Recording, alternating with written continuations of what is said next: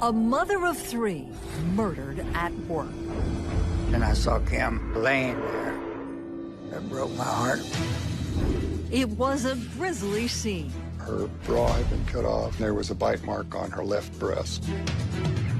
Could a man who kissed her under the mistletoe be a killer? You did get quite angry at investigators. Absolutely. He was convicted and sentenced to death. That's a whole ton of bricks just fell on you. But was it a wrong impression that made him look guilty? He took a look at Ray's teeth and he said, "This is nonsense." A dead man walking, fighting the system and the odds. When you're sentenced to death, you make peace with dying.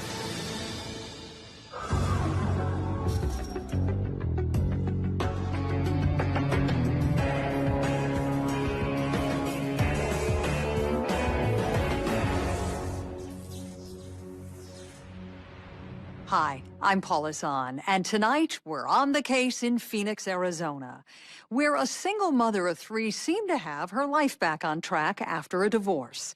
She was working nights at a popular bar. Then shortly after closing one night, something went terribly and tragically wrong. Early in the morning of December 29th, 1991, as the sun rose over downtown Phoenix, the owner of the CBS Lounge approached his bar's front door and noticed something unusual. The door was open. Well, the door shouldn't be open. I said, something's wrong here. I figured I'd been robbed. He quickly examined the cash register and safe. Everything seemed to be okay. There was no money missing. Nothing was amiss. Until he tried to open the bathroom door. I went to the men's room. I pushed it, and as I pushed it, then I saw Kim laying there. Phoenix police arrived and pronounced 36-year-old Kim Ancona dead at the scene.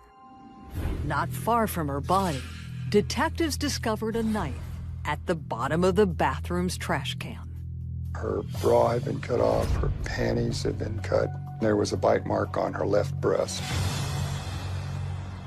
It showed a good deal of violence. Investigators noticed the impression left by the attacker's teeth had an unusual pattern.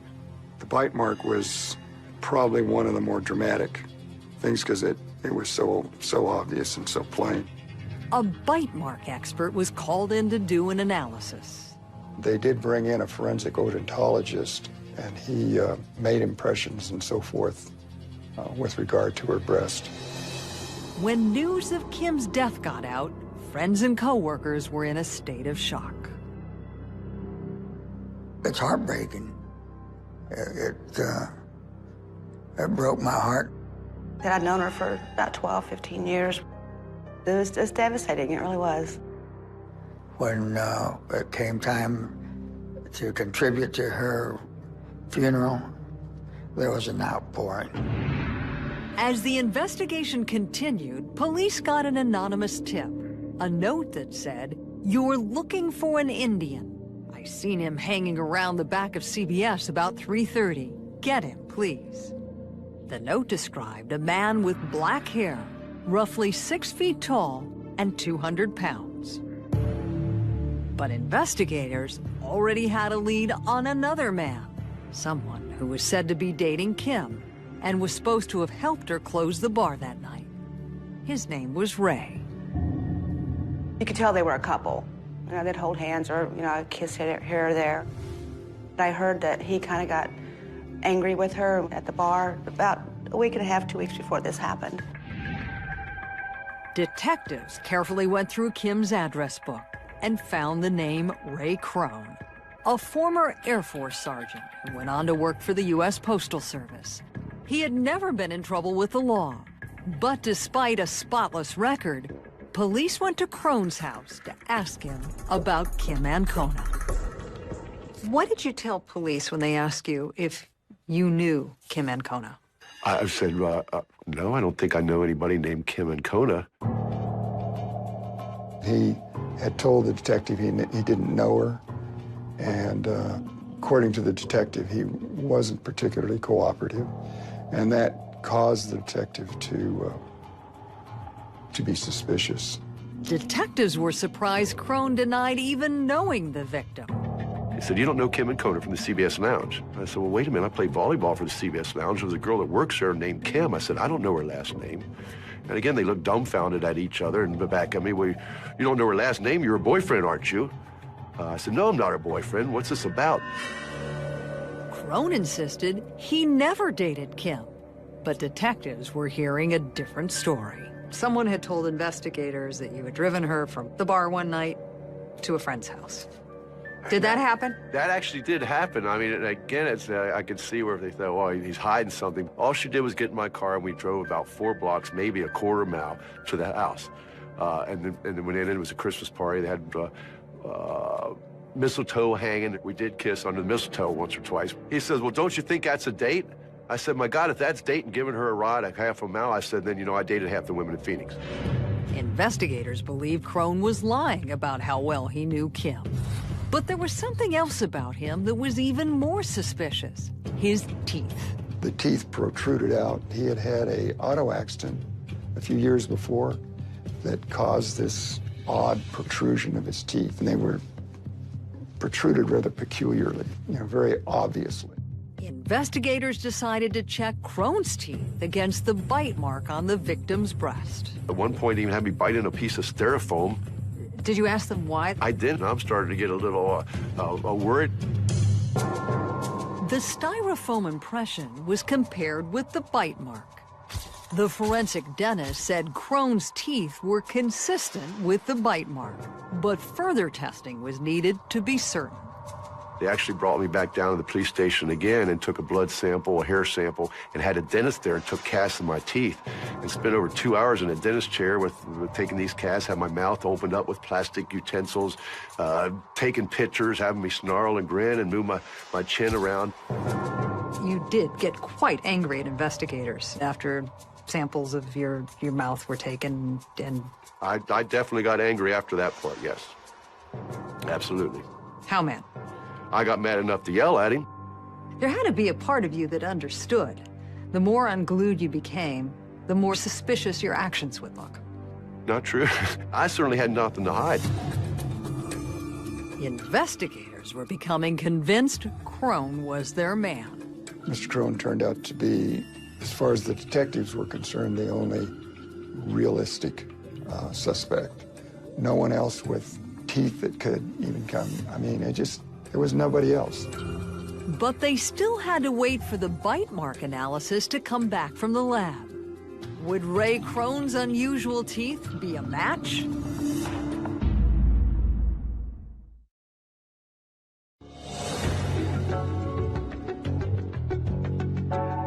With lightning speed, investigators had built a case against their lead suspect, Ray Crone. The forensic dentist was comparing Crone's teeth to the bite marks found on the victim. Detectives were about to get the results. The analysis of the bite mark came back that the teeth marks of Ray Crone corresponded very, very closely. In effect, the bite mark on the foam compared to the bite mark on Kim and Kona's left breast was essentially identical. The forensic dentist concluded Crone's teeth were a match.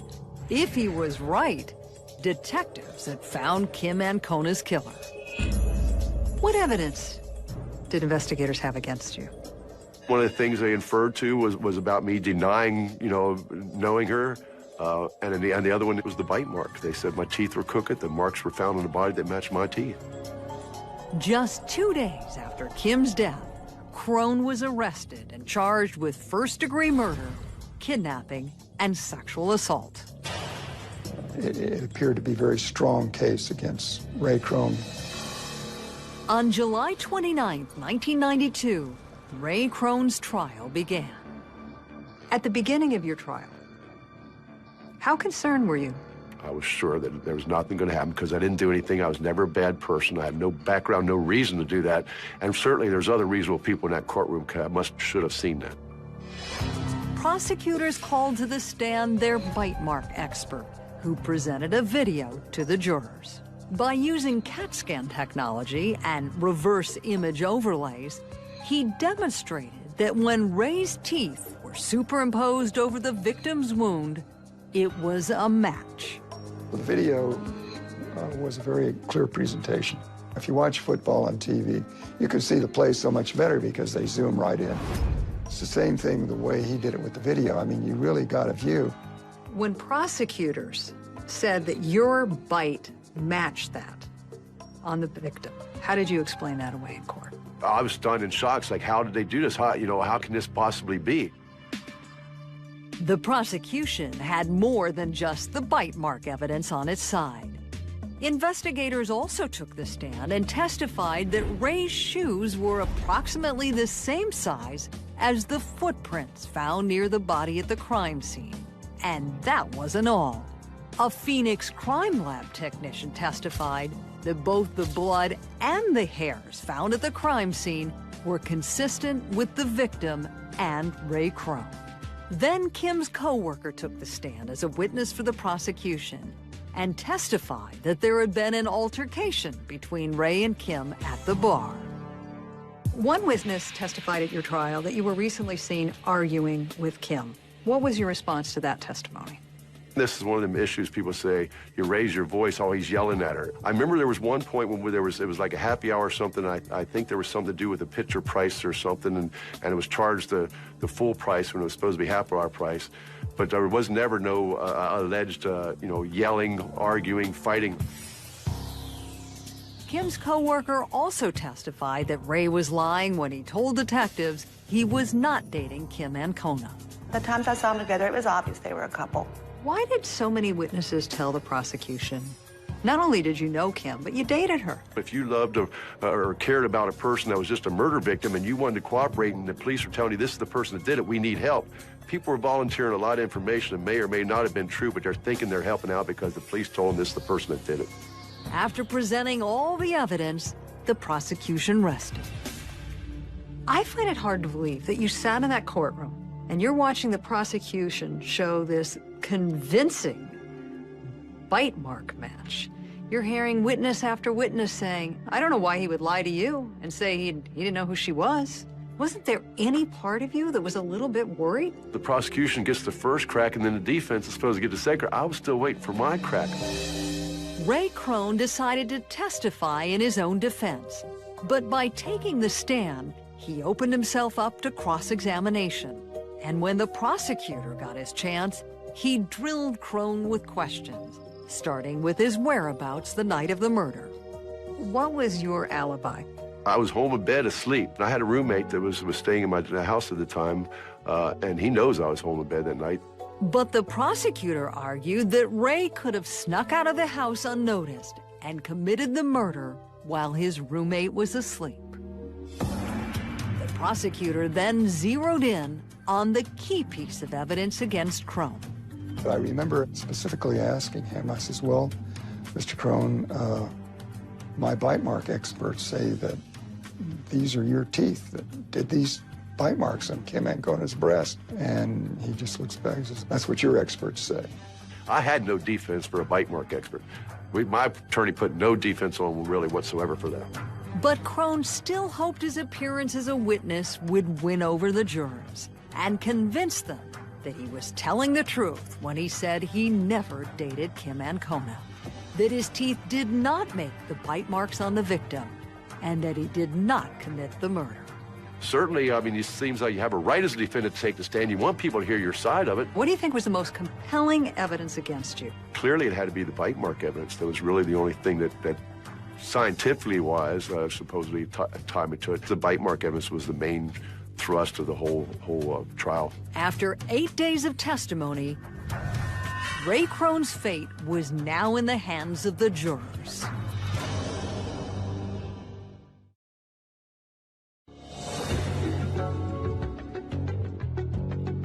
After 2 hours of deliberation, the verdict was in. Would Ray Crone emerge from the courtroom a free man? Or would he face a life behind bars, or even the death penalty?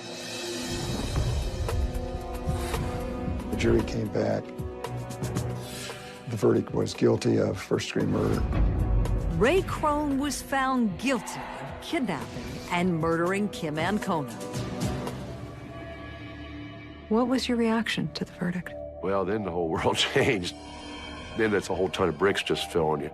On November 20th, 1992, the judge sentenced Ray Crone to death. Describe your life on death row. It's existence. I mean, you're in a cell the size of most people's bathroom. Were you afraid to die? You know what? When you're sentenced to death, you make peace with dying. Dying's not the hard thing. It's living was the hard thing. Kill me, do me a favor, because it's got to be better than living like this. No, dying wasn't hard. Dying was the easy thing. Dying got you out of that pain, got you out of that suffering. I wasn't afraid of dying. 800 miles away from that tiny prison cell on death row, a young man who had never even met Ray Crone learned about his case from his mother. Out of the blue, she just said, you have a cousin on death row, and, I never met Ray. She just told me about the case, that he was on death row in Arizona. You had the predisposition of believing that he was guilty. I thought he was probably guilty. He's convicted by a jury. I didn't know anything about him. Why would I have reason to believe he was innocent? But Jim Ricks was curious about the cousin he had never met, and he decided to write him a letter. Your life took a dramatic turn when you received a letter from a long-lost cousin. What did that letter say? He was stunned, startled about a family member being in prison, and just asked me what had happened, tell me about it. And I think I wrote about a 3 or 4 page letter back to him. I said, look, I know you don't know me, but what I said's the truth, and if you ever want to look into it, you can see for yourself. Something about Crone's letter struck Jim. And although he has no legal background, he sells computer software, Jim decided to dig deeper into the case. When you told people outside your family that you were going to try to investigate this Ray Crone case, did they think you were crazy? Oh, yeah. I bounced it off my friend. He said, you got to be careful. These guys are very clever. These guys can, tell you just what you want to hear and get you on their side. And so I said, well, what's the next step? And he said, well, you should read the transcripts. Jim tracked down the trial transcripts and pored over them, page by page. At this stage of the process, you were still convinced that Ray was guilty? Yes. I just kind of got curious if he's guilty, what made him guilty?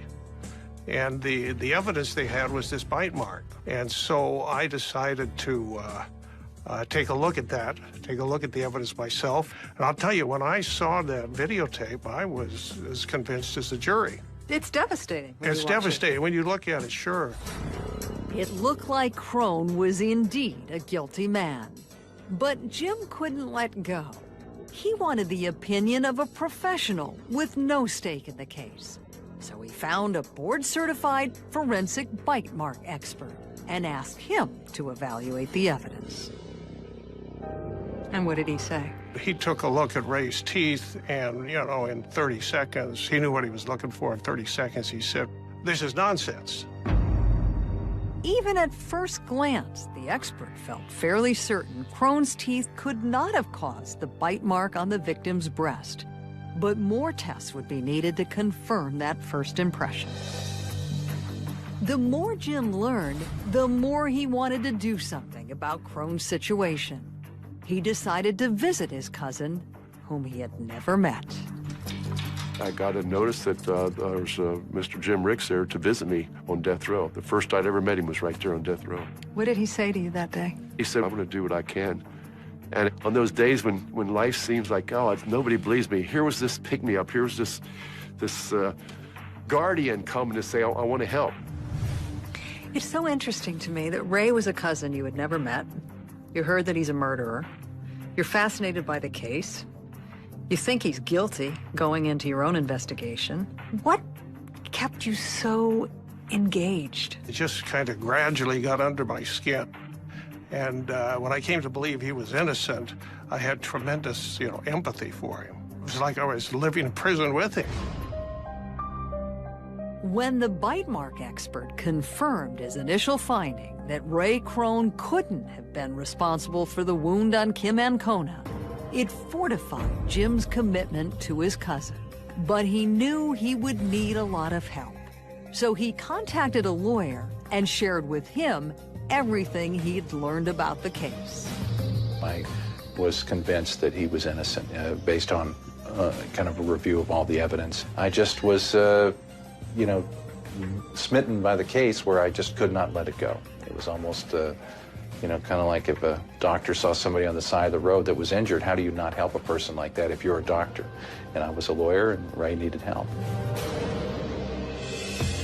Ray Crone had a new team in his corner, and its first objective was to request a new trial. At the point that you hired this new attorney, were you fairly confident you could get a new trial for Ray? I thought it was going to be a slam dunk.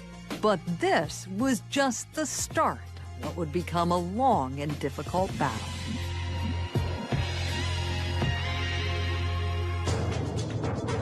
Coming up, will new evidence mean a second chance for Ray Crone? I began to seriously worry they were not going in the right direction.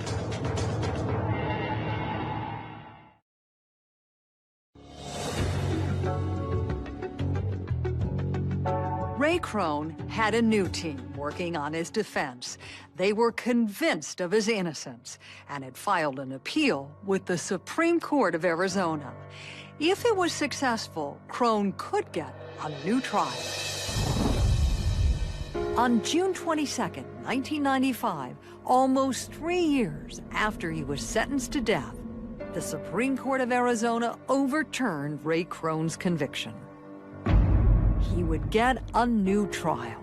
The ruling was based on a technicality concerning the most important piece of evidence the prosecution had presented, the bite mark video. Ray received a new trial because the prosecutor in the first trial did not provide his defense attorney in a timely manner with a videotape.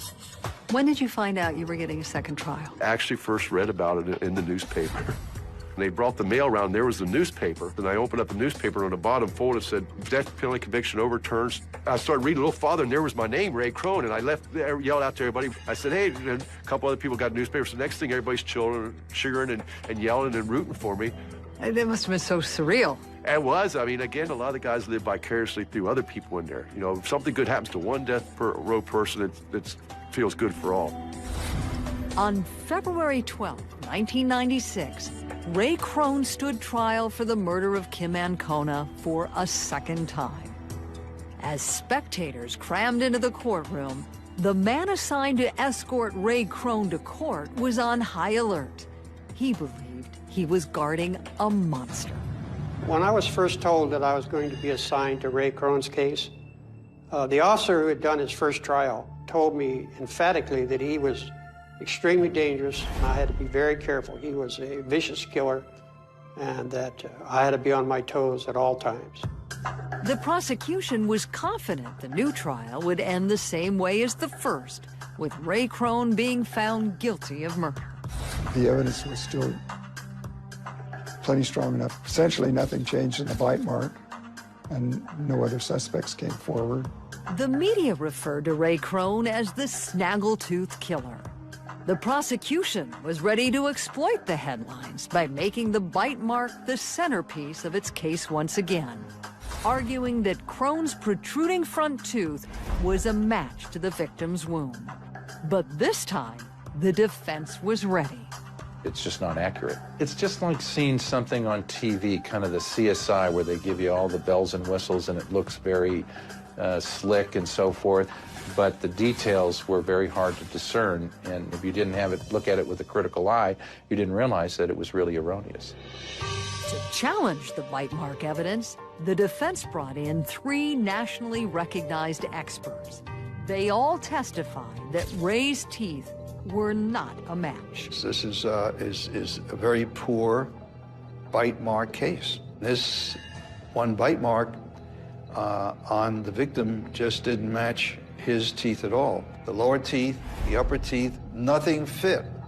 Dr. Skip Sperber says to make a positive ID based from a bite mark, All of the teeth must line up precisely. He told the jury that the evidence against Ray Crone did not even come close to meeting that standard. Dr. Sperber testified that the evidence clearly showed spaces between the bottom teeth marks on the victim, but there were no spaces between Ray Crone's bottom teeth. So what does that mean? It means that someone else did the biting, not Ray Crone. It's just that simple. The defense challenged other pieces of evidence used to convict Crone. In the first trial, detectives testified that Crone's shoes fit the footprints found next to the victim. Now, the defense showed that the killer's footprints were at least a full size smaller than Crone's. Crone's cousin Jim Ricks believed the defense team was shredding the prosecution's case. The evidence wasn't fitting Ray, and the footprints didn't fit Ray.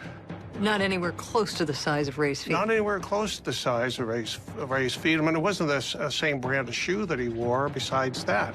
And that wasn't all. At the first trial, there was testimony by prosecution witnesses that hair found at the crime scene was similar to Crone's. But this time, the defense did its own tests, and it discovered something far different. You know, when we finally did get the evidence, we sent it to the FBI, and they said, no, these belong to an American Indian. Remember early on in the investigation, detectives received an anonymous note saying, "You're looking for an Indian? I seen him?" Now that note seemed more important than ever.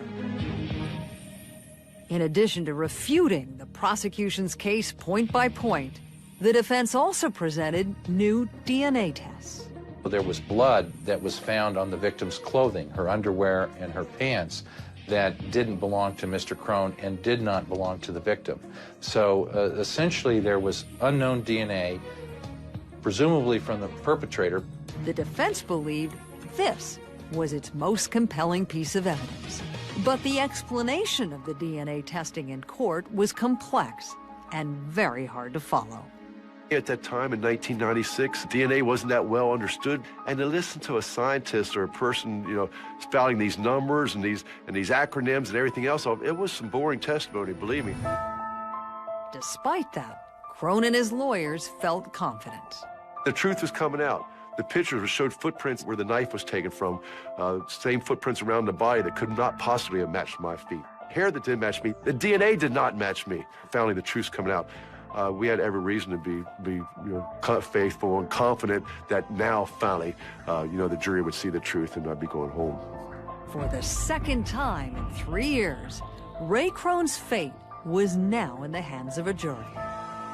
Every piece of evidence that had been presented during the trial was brought into the jury room. As the jury deliberated, Ray's cousin Jim Ricks felt that all the time and effort spent to help his cousin was about to pay off.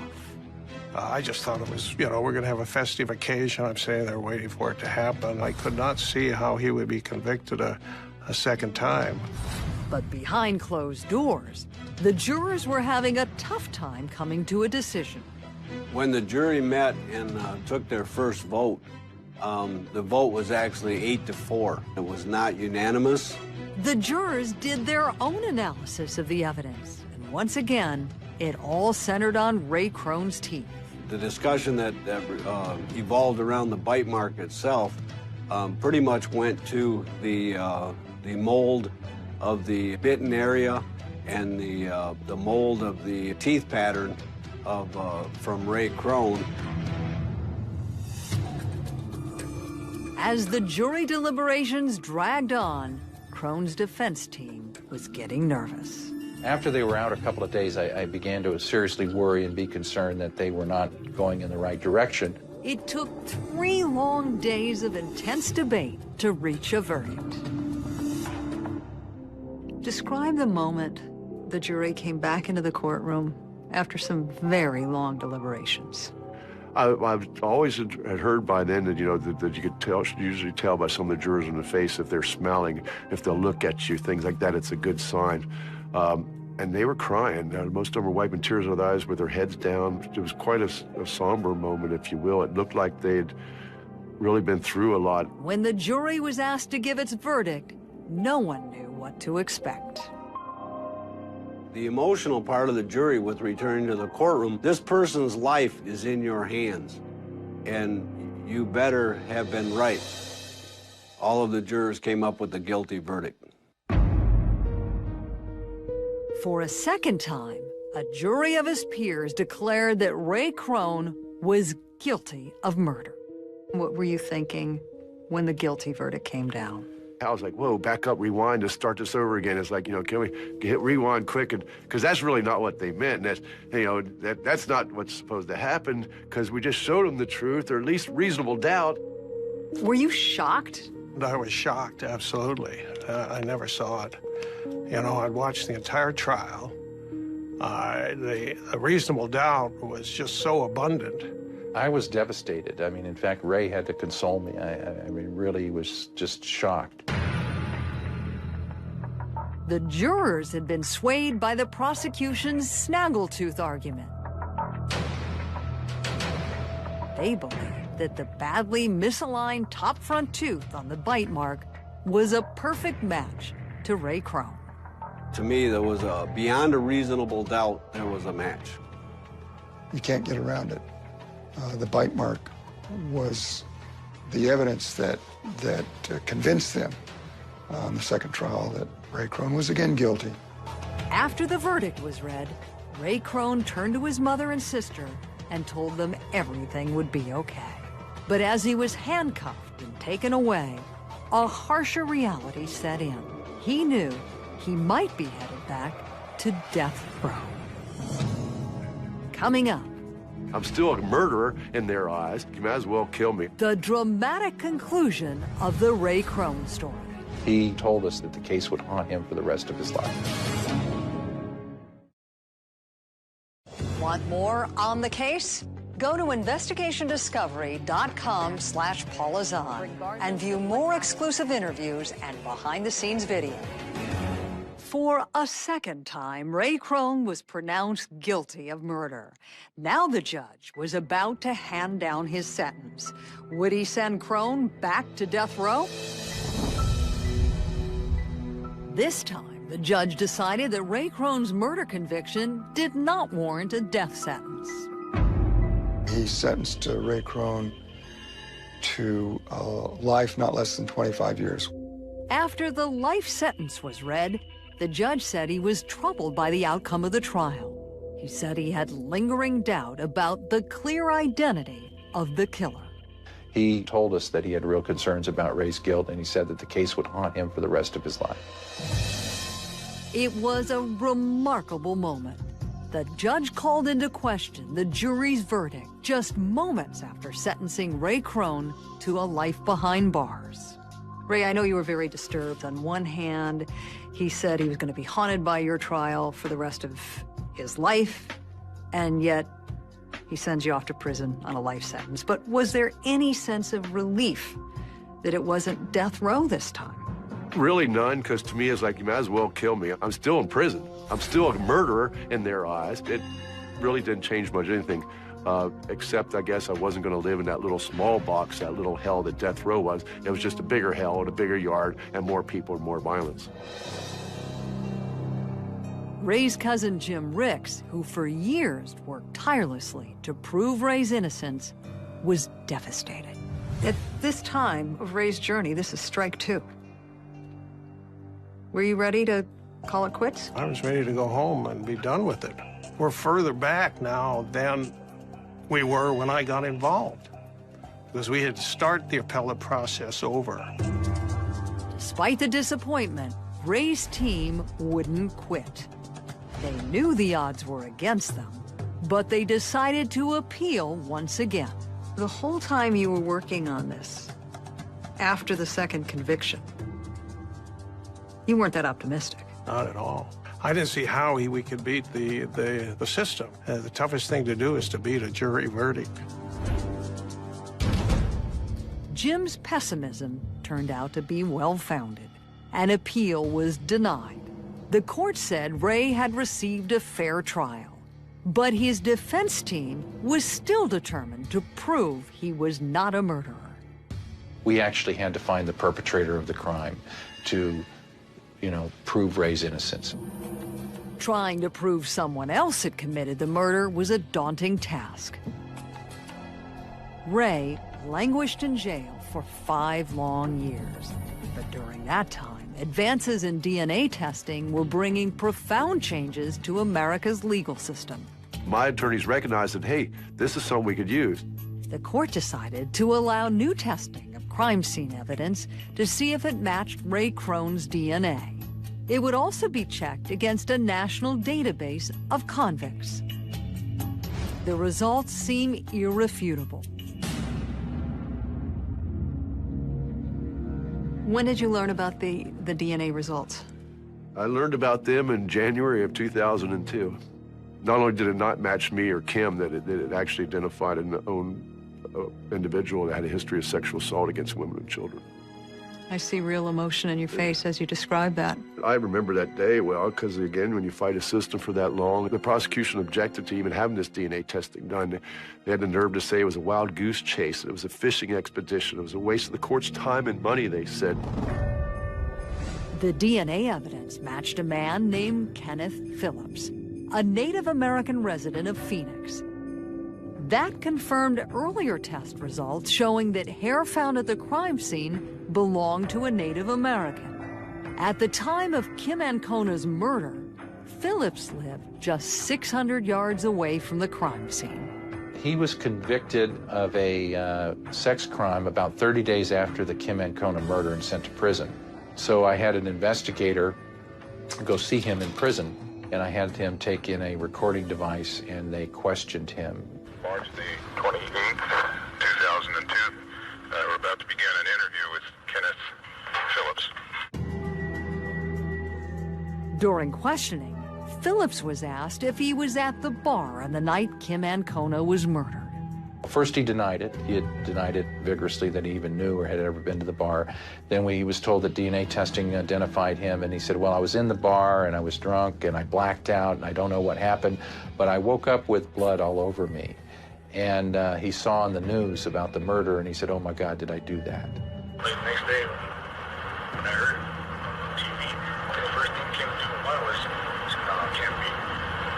Then I was sitting there, thinking, saying over in my mind, it can't be. Did I get out? What? Even when prosecutors learned of the new DNA results and Kenneth Phillips' admission, they still weren't convinced that Ray Crone was an innocent man. They still didn't want to release me. We still had a little battle to go.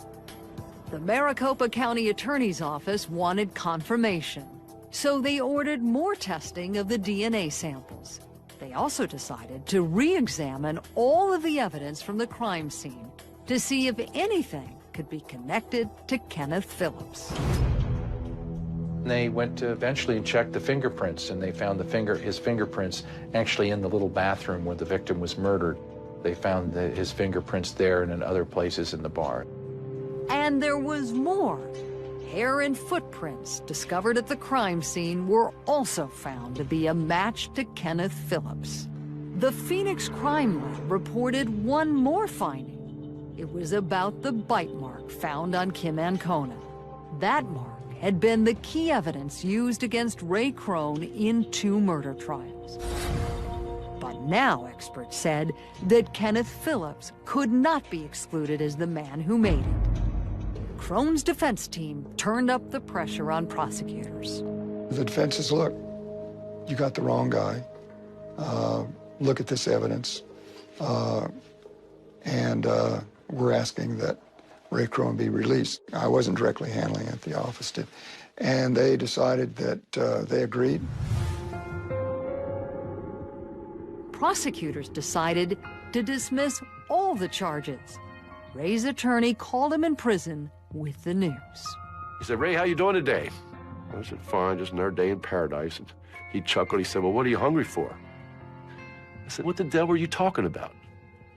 He said, Ray, I just got off the phone with the prosecutor's office. They're cutting the paperwork. You're coming home today. What did you just say? He said, roll up, Ray. It's all over. You're coming home. After spending 10 years, 3 months, and 8 days as a convicted murderer, Ray Crone walked out of prison a free man on April 8, 2002. Is this really finally happening? Is this true? And then to step out and all the cameras are there, all the reporters are there, because at that moment I was the 100th person in America to have one time to have faced the death penalty, to have been sentenced to death, and later to be freed, to be exonerated. For Ray Crone, it was a triumphant moment of vindication, but he didn't feel it was a time for celebration. His thoughts were also with Kim Ancona, and he decided his first public words as a free man should be addressed directly to her family. You have my profoundest sympathy for your suffering and the tragedy that you have overcome, and the suffering all this time. I've never been able to offer grieve with you, and I sincerely mean that. I'm saddened by the way this has all come about. It is striking to me that after everything you suffered through, that you immediately thought of Kim Ancona's family. Do you know what it's like to have somebody that hates you? And my only comfort, I guess it was, is knowing that that hatred that family feels is for the person that killed their daughter, the person that killed Kim, not Ray Crone. A long time to work its way through.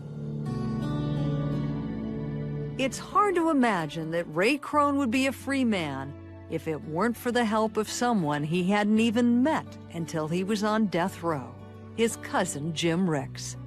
Jim is proud of his contribution to Ray's defense, prouder still of the man he's come to know. He's a unique individual. First of all, the strength to handle 10 years in prison, some of that on death row, and then to come out with no real animosity is just incredible. He's just a man of great character. Today, Ray Crone travels around the world speaking out against the death penalty. What I enjoy is a sense of therapy, so to speak, to talk about what happened and to change what's wrong with our system.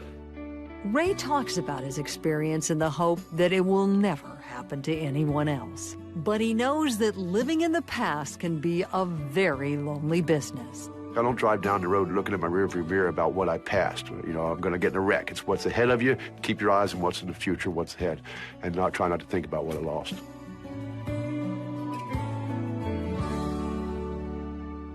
Kenneth Phillips eventually pled guilty to murder and was sentenced to 53 years to life. Ray Crone filed a wrongful conviction suit against the city of Phoenix and Maricopa County. He won and was awarded $4.4 million. I'm Paula Zahn. Join us next time when we're back on the case.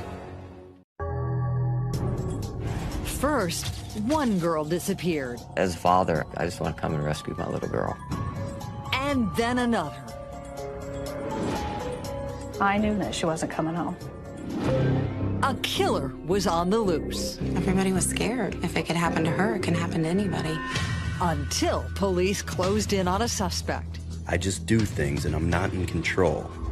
I have nightmares where I remember these murders. But was it a confession? Or the rantings of a madman? He fantasizes about it, he researches it, he lives it. And what did the suspect's identical twin have to do with it? It's not been easy. I still love my brother. In spite of all the evil he's responsible for. Two missing girls, two brothers in the crosshairs. Did you ever lie to protect your brother?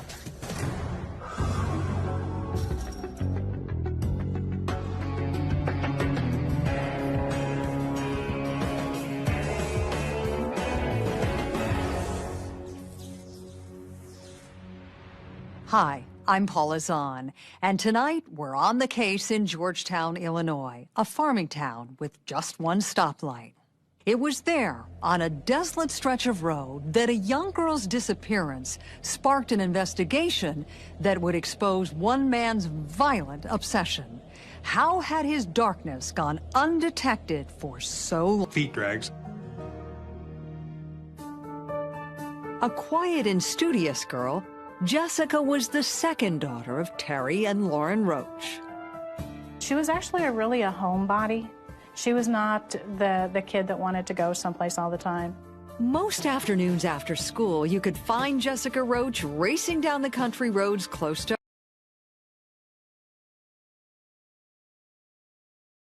was no different. I just got home from working, and she said, I'd like to go for a bike ride, and so she took off. Jessica's dad barely glanced at his daughter as she left, but he did hear something a little unusual. I hear a vehicle running on the road, a quarter mile away from us, and kind of shrugged my shoulders and went on in. At the same time, Jessica's older sister, Mindy, was making a run to the grocery store. She actually passed her on the road. The two sisters waved at each other, but 20 minutes later, when Mindy drove back home, she saw her sister's bicycle lying in the road. She wondered why it was there. Had her sister been hurt? Where was Jessica? She stopped and kind of hollered for her, but she didn't get any response, and it just made her feel uncomfortable. Mindy sped home to tell her dad what she had seen. Lauren Roach remembered the engine he had heard idling earlier. Now it took on a darker meaning. He was worried, and he called his wife at work. When he said Jessie, it was just like, I just kind of went cold. Lauren then called 911, and investigator Gary Miller was dispatched by the Vermilion County Sheriff. He told me, that they had a missing person report, and he said, there's something really wrong with this. You need to get down here. While patrol officers combed the fields for Jessica, investigator Miller tried to find out more about her. Was she the type of girl who might run away? We talked to people. It seemed less likely that this was a girl who would take off and not let her parents know where she was. No one had a bad word to say about Jessica nor her family. Even so, Miller grilled her dad hard. He was one of the last people to have seen her. And it was very tough, but we asked him to take a polygraph test, which he did willingly. Lauren Roach passed the lie detector test.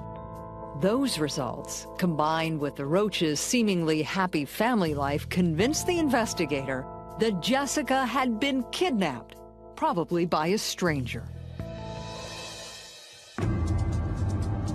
It's a crime with no crime scene, is basically what it was. Miller knew that solving the case was going to be tough. The drag marks Lauren Roach said he had seen in the road earlier were no longer there. They had been driven over by the patrol cars. Every time a vehicle drives over this, it's going to change the makeup of this. It's gravel and dirt and solid underneath, so it's just not going to be something where you're going to leave a lot of prints. By nightfall, word of Jessica's disappearance had spread across the community. People just started showing up. I mean, front yard, people showing up, wanting to know what was going on. Volunteers gathered to search for Jessica. Lauren joined them, and they searched through the night. Terry stayed home by the phone, desperately hoping to hear from her precious girl. She was not the bravest person when it was dark, so for her to be gone at night was nuts. But after searching all night, there was still no sign of Jessica. I remember about the third day that they were searching for her and that she hadn't come home. I knew then that she wasn't coming home. But that knowledge didn't stop her from seeing glimpses of her daughter everywhere. Every place I would drive, you just look, you think, oh, well, is that her? You look at things along the road. You look in the cornfields. You look, you just look at everything. Investigator Gary Miller and his team were aggressively chasing down leads. We're just trying to run down everything. And we have to run down everything because we have nothing. We literally had nothing. And then, 6 weeks after Jessica's disappearance, a girl's naked body was found in a cornfield. But it wasn't in Illinois. It was across the state line, only 20 miles away in Indiana. Our nightmares came true. We had always suspected something like that had happened, and I just felt like we were looking at, at what our instincts had told us was, probably had taken place. But instinct wasn't proof. Jessica had no dental records that could help identify her body. But her mother remembered she had been fingerprinted by a visiting sheriff's deputy in 2nd grade as part of a child safety class. Ironically, that deputy had been Gary Miller. We took some prints off portions of the fingers that would be identifiable and sent those to the lab. Within days, the lab had a positive ID. It was Jessica. The pathologist concluded she had been strangled to death. For Gary Miller, it was a sobering turning point in the investigation. At that point, okay, she was abducted. She was murdered. But what Gary Miller couldn't know was that Jessica's murder investigation would put him on the trail of a predator, and that Jessica may not have been his only victim.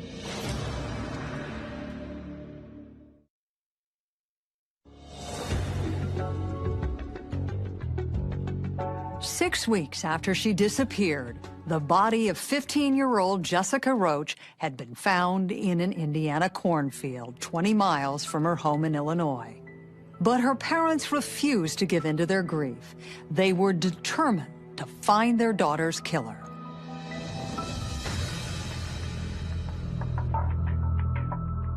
I couldn't change what happened to Jessie. You know, that was just the fact. But whoever did this had to be found and stopped. Weeks passed, and then months. The investigation seemed to be at a standstill. I knew that we were going to need a break. Going back to that scene or going over things was not going to do us any good. Before her murder, Jessica's hometown had been the kind of place where people left their doors unlocked. Now, it was a community consumed by fear. Abby Rommel was 13 at the time. Everybody was scared. You know, if it could happen to her, it can happen to anybody. Abby and Kaylin Hoskins used to ride the school bus with Jessica. Her death changed their lives. Your mom's put you on lockdown, like, you can't leave the house, and unless you're in a group, and, you know, everybody just goes into a frenzy a little bit. What happened to Jessica was still fresh in their minds 8 months later, when they were approached while riding bikes. If it wouldn't have been for her, then maybe we wouldn't have known what to do. Or we wouldn't have been so observant.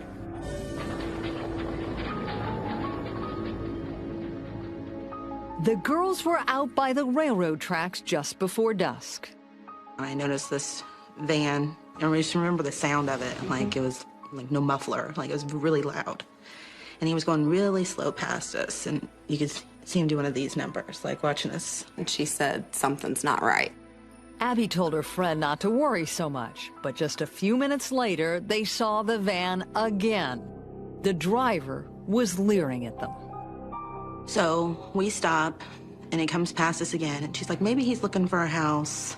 So we just kind of stopped on the road to where we were at. But then the van pulled up behind some grain bins. The friends could see the driver watching them. When we saw him sitting there trying to hide his van, we decided it was time to go. Let's get home. We didn't want to wait any longer. They raced away, pedaling as fast as they could. The van pulled out behind them. They were being chased. Kaylin worried her friend would have an asthma attack. Then the girls saw their chance to escape. There was an alley, and there was a truck parked there that was broke down. A red and white truck. And it was parked just perfect to where there was no way he could fit through there. The girls squeezed down the alley past the truck. The van was blocked and had to stop. But even then, the girls were still terrified the man in the van would find them. And we were like, can't leave our bikes in the front yard. He's going to know where we live. And so we went and put them in the garage and just stood there and hugged each other and cried. Abby told her father what had happened, and together they spent an hour and a half driving around town looking for the van. They had just about given up and were headed for home when Abby spotted it. She started crying hysterically. Her dad managed to get its license plate number. 85B3752. Everybody we could tell, we told. That license plate. But word of the chase didn't reach Detective Gary Miller. He was still grasping for any clue to advance the investigation. I would go down to the 911 center, and any plates, license plates that had been run, I got copies of them and would go through them just to see if we had any strange cars or strange events.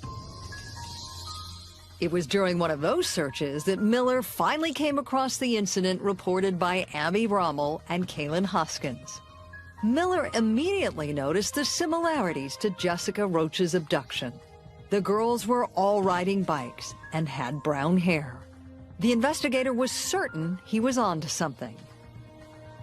The van was registered to a young man from Wabash, Indiana named Larry Hall.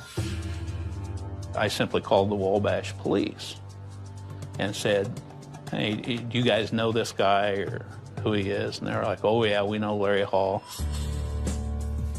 The Wabash police told Miller that Larry Hall had been arrested and released twice in the previous 5 months for stalking. He was the son of the town's gravedigger. They also discovered he had an identical twin brother named Gary. So how shocked were you when you heard that your brother had confessed to stalking these 11 and 12-year-old girls? I was shocked and I was upset and I was very embarrassed. What do you see when you look into the eyes of your brother in old pictures? Somebody filled with trouble and confusion. Their DNA was identical, but the differences between the twins were striking. Gary was friendly and had an easy smile. Larry had a stutter and kept his head down. Gary says his brother had a destructive streak and was driven by something dark. But they still shared a bond that was undeniable. I think Larry and Gary had this classic twin relationship where, especially in Larry's eyes, things were not whole for him. Experiences were not fully lived unless Gary was with him. By the time they were 22, Gary had moved away from home. Larry seemed to retreat into a shell.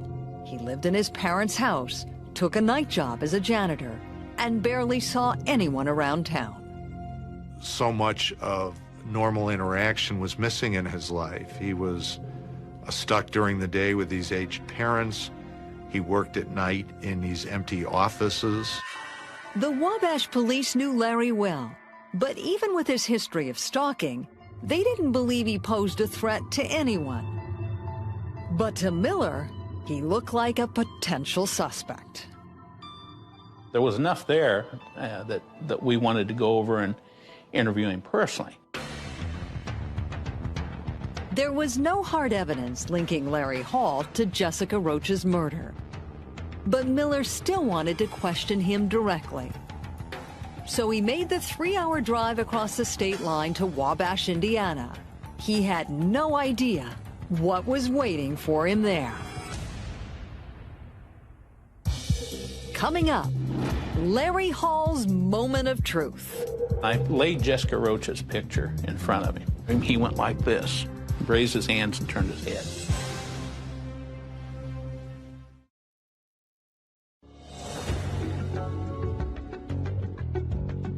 Homicide investigator Gary Miller was still searching for Jessica Roach's killer. He had just found a report about a man who had stalked 2 girls not far from where Jessica had disappeared. Now Miller wanted to see if those cases were connected. Investigator Miller had driven nearly 3 hours from Illinois, hoping for a one-on-one interrogation at the police station with Larry Hall. He arrived to a room full of people. It wasn't just him and Larry, but they were surrounded by other detectives. Those detectives wanted to know if Larry Hall had anything to do with another cold case, the disappearance of a 19-year-old college student named Tricia Reitler. What did you lose when Tricia disappeared? I lost a firstborn child and a very close friend. The missing student was vivacious, beautiful Tricia Reitler. She had vanished from the Indiana Wesleyan campus a few months before Jessica Roach had been killed. Tricia's father, Gary, is still haunted by the last words he heard her say. I drove her back to college, and it was after spring break. I still remember her leaning up against the door frame and looked at me as I started walking away. She started crying, and she said, "Dad, please don't go." Just days later, he received a phone call. It's every parent's worst nightmare to think about harm coming to our children. Right. Describe to me the first call you got from law enforcement. Basically, it was a police officer from Marion, in Indiana, saying, "This is so-and-so from Marion, Indiana. Do you know where your daughter is?" First thought in my mind is that Tricia was dead. You jumped to that. I knew she would not have done this on her own. And from that moment on, you know, we've kind of known in our hearts, you know, that she was no longer alive. The last place Tricia had been seen was at a supermarket near her residence hall. She had bought a soda and a magazine. Police think she then took a shortcut back to her dorm, across a field. It's in that area that investigators searching then discovered her clothing, some of her clothing. Someone had arranged Tricia's blood-stained shoes and jeans in a neat pile. That discovery triggered an intense search. We brought in dogs, helicopters, planes, different things of that nature, an attempt to locate her. The desperate search continued for 5 weeks without any luck. Then Marion police got a break. They learned Larry Hall had been caught stalking 2 girls who were playing basketball, not far from Tricia's last known whereabouts. In his car are found articles about Tricia's disappearance, stationery where he's written her name, and what the police later called an abduction kit. The kit consisted of knives, rope, a mask, and some tarp. Clearly, he was following girls and stuff that night. He had material on him to use to abduct or tie up. Hall was brought in for questioning. We took him in that night to interview him. In those interviews, then, we started to discover that Larry would say that, you know, he had bad dreams. During the interrogation, Larry described his dreams in vivid detail. He said in one of them, he killed Tricia Reitler, strangling her near a tree. Just as Gary Miller had done, investigators in the Tricia Reitler case called authorities in Larry's hometown of Wabash, Indiana, to see what they knew about him. This call was made months after the murder of Jessica Roach. They told him he was a harmless guy. He was stalking girls, but there's never any indication that he was going to do anything physically to them. In the end, the investigators questioning Larry concluded that they were listening to the fantasies of a disturbed man and not the confession of a killer. It's clearly in his mind. He fantasizes about it, he researches it, he lives it, he does things like that. One thing that I personally struggle with it sometimes is whether he has the heart to do it. Despite all the evidence that seemed to connect Hall to Tricia Reitler's disappearance, no charges were filed, and Larry Hall was released. How bitter does that make you? I just don't understand that. I don't understand how they let him go. Looking back, I think that they would probably change that. Now, 6 months after his release, those same investigators were there when Gary Miller arrived to question Larry Hall about the murder of Jessica Roach. Larry was Miller's only suspect in the case, and as the interrogation began, He says Larry was wringing his hands nervously and refused to look him in the eye. Miller decided to turn up the heat. I laid Jessica Roach's picture in front of him. I said, do you ever remember that girl? When I laid her picture in front of him, he went like this, raised his hands and turned his head. At that moment, investigator Miller thought he had found Jessica's killer. But he still had to prove it.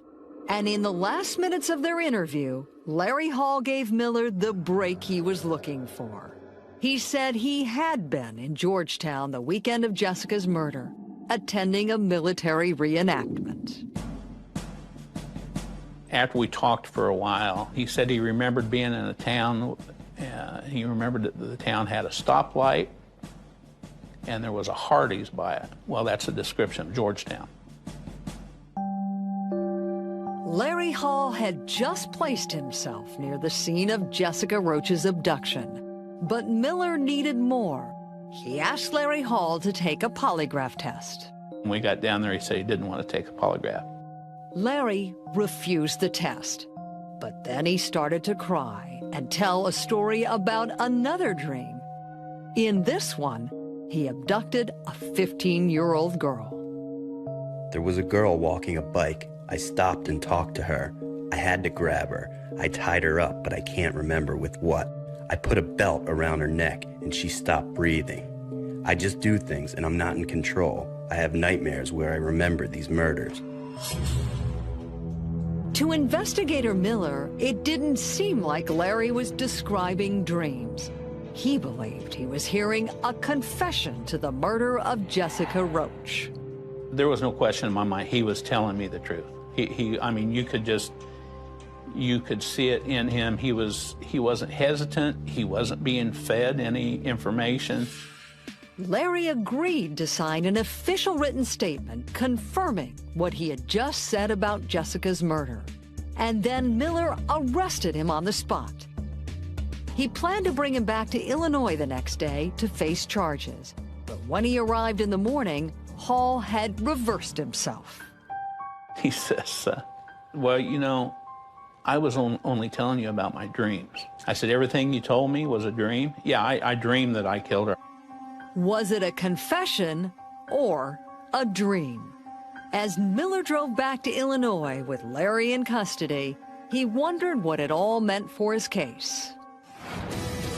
Coming up, Larry Hall said they were just bad dreams. But what will he say when investigators confront him with real evidence? It was almost like a to-do list after you had a body in there.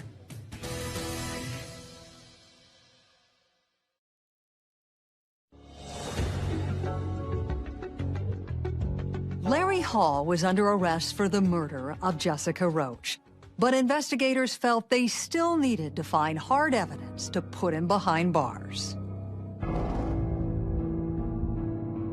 Jessica Roach had been abducted in Illinois, and her body was found in a cornfield in Indiana.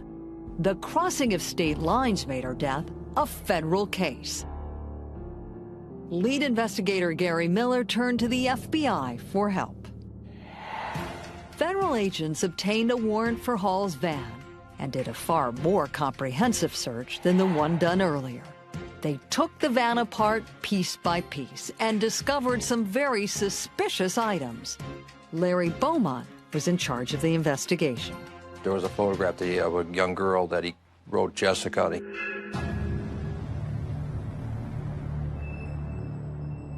Was it a reference to Jessica Roach? The prosecutor thought so, especially when road maps were also discovered that seemed to connect Larry to the crime scene. One of the maps, he had the exact locations where Jessica's body was found and where Jessica was kidnapped, circled. And the evidence didn't just connect Larry to the Jessica Roach case. Some of the most startling items found were handwritten notes Larry had written describing his actions around the time of college student Tricia Reitler's abduction. I think the notes are incredibly incriminating. They're consistent with what we know from the last sightings of Tricia. They indicate how he stalked the area over and over again. One note referred to the exact intersection outside Marsh's supermarket, the last place Tricia had been seen. Seen many nice girls at Marsh's, Larry writes. Seen joggers and bikers, many alone. Then in a note dated a week after Tricia's disappearance, Larry reminds himself to cut out stained carpet, burn paint tarps, buy new hacksaw blades, clean all tools. To investigators, it read like the secret diary of a killer. It was almost like a to-do list after you had a body in there. We were pretty confident we would have a pretty decent case. Authorities believe they had gathered compelling evidence against Larry Hall in both Jessica and Tricia's cases. But as a federal prosecutor, Beaumont didn't have jurisdiction in the Reitler case. The problem is that the Reitler case was really a local homicide case. Because they didn't find a body, there was no interstate aspects. Because Jessica was abducted in Illinois and found in Indiana, federal kidnapping laws let Beaumont move against Larry Hall. Beaumont also knew Gary Hall had traveled to war reenactments with his twin brother in Larry's van. Now that the van had been found with incriminating evidence, investigators decided to take a hard look at Gary Hall. Did you ever help your brother kidnap or harm women? No, never. So you never found yourself in a situation where you were traveling with your brother where he got you unwittingly involved? Not at all. Beaumont also wondered if the twins' father was trying to protect Larry. He claimed to have a receipt from a mechanic proving that Larry's van was being serviced at the time of Jessica's abduction. The prosecutor went to the mechanic himself to check it out. When we got there, there was a sign on the door that says, "You can meet me at my attorney's office." And we went to the attorney's office, and basically what happened was the owner of the shop admitted that his dad came in and begged him to create a phony invoice. Ultimately, no charges were brought against Gary nor his father. But prosecutors now felt they had enough against Larry Hall to get a conviction. On December 21st, 1994, he was charged with kidnapping in federal court. At his trial, the prosecution showed the evidence collected from Hall's van, as well as what they said was a detailed confession of the abduction and murder of Jessica Roach. The defense argued that Larry Hall was a disturbed man who dreamed about killing women and talked about those dreams as a way of gaining attention. The jury sided with the prosecution.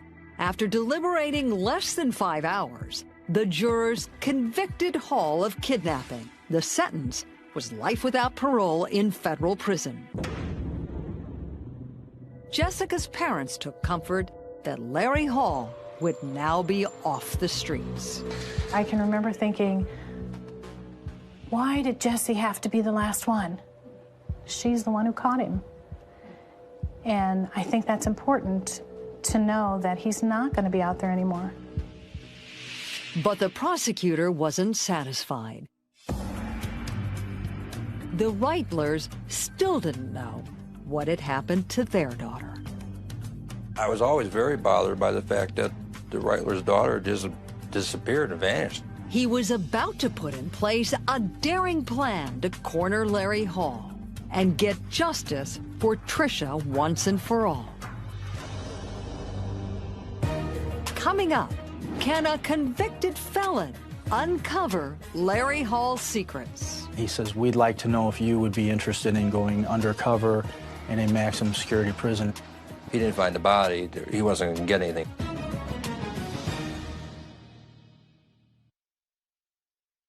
Want more on the case?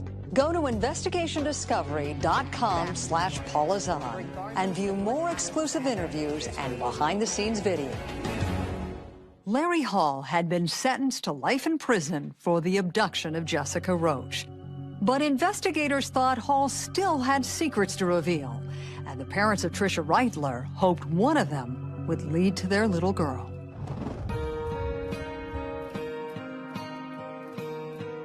You know she's out there somewhere. Physically, she's there somewhere. For more than 15 years, Tricia Reitler's parents have been on a mission to find their daughter's body. Where has your search for answers taken you? Swamps, lakes. You mean physically? We've been in people's dining rooms where they've laid a map out on the table saying where she is, and there's X's marked on a map. Yeah. Within seconds of showing up at the site, you realize it's just futile. The federal prosecutor who convicted Larry Hall for the kidnapping of Jessica Roach wanted to help the Reitler family as well. They don't have any answers. Yeah, they just don't know what happened. In the days after the Roach trial, Larry Beaumont organized a search of the massive nature reserve where Larry Hall had told investigators he had buried Tricia's body. While an Army unit combed the woods with cadaver dogs, an FBI plane searched from above. We actually went out and spent days out there, but we couldn't find any. Frustrated, the prosecutor came up with a bold plan. Maybe Larry would open up about Tricia's case if he were talking to a person he trusted instead of investigators. Beaumont needed someone to go undercover. We really didn't know what it was about until we got there. He contacted Jimmy Keene, a former high school football player and the son of a police officer who was now in serious trouble. He was facing a 10-year sentence on a drug charge. Beaumont offered Keene a deal. He says, we'd like to know if you would be interested in going undercover in a maximum security prison and try and help us solve this case. The deal on the table? Get Larry Hall to reveal the location of Tricia Reitler's body. And then Keene would get an early release from prison. Told him specifically, no body, no credit. If he didn't find the body, he wasn't going to get anything. It would be a waste of time.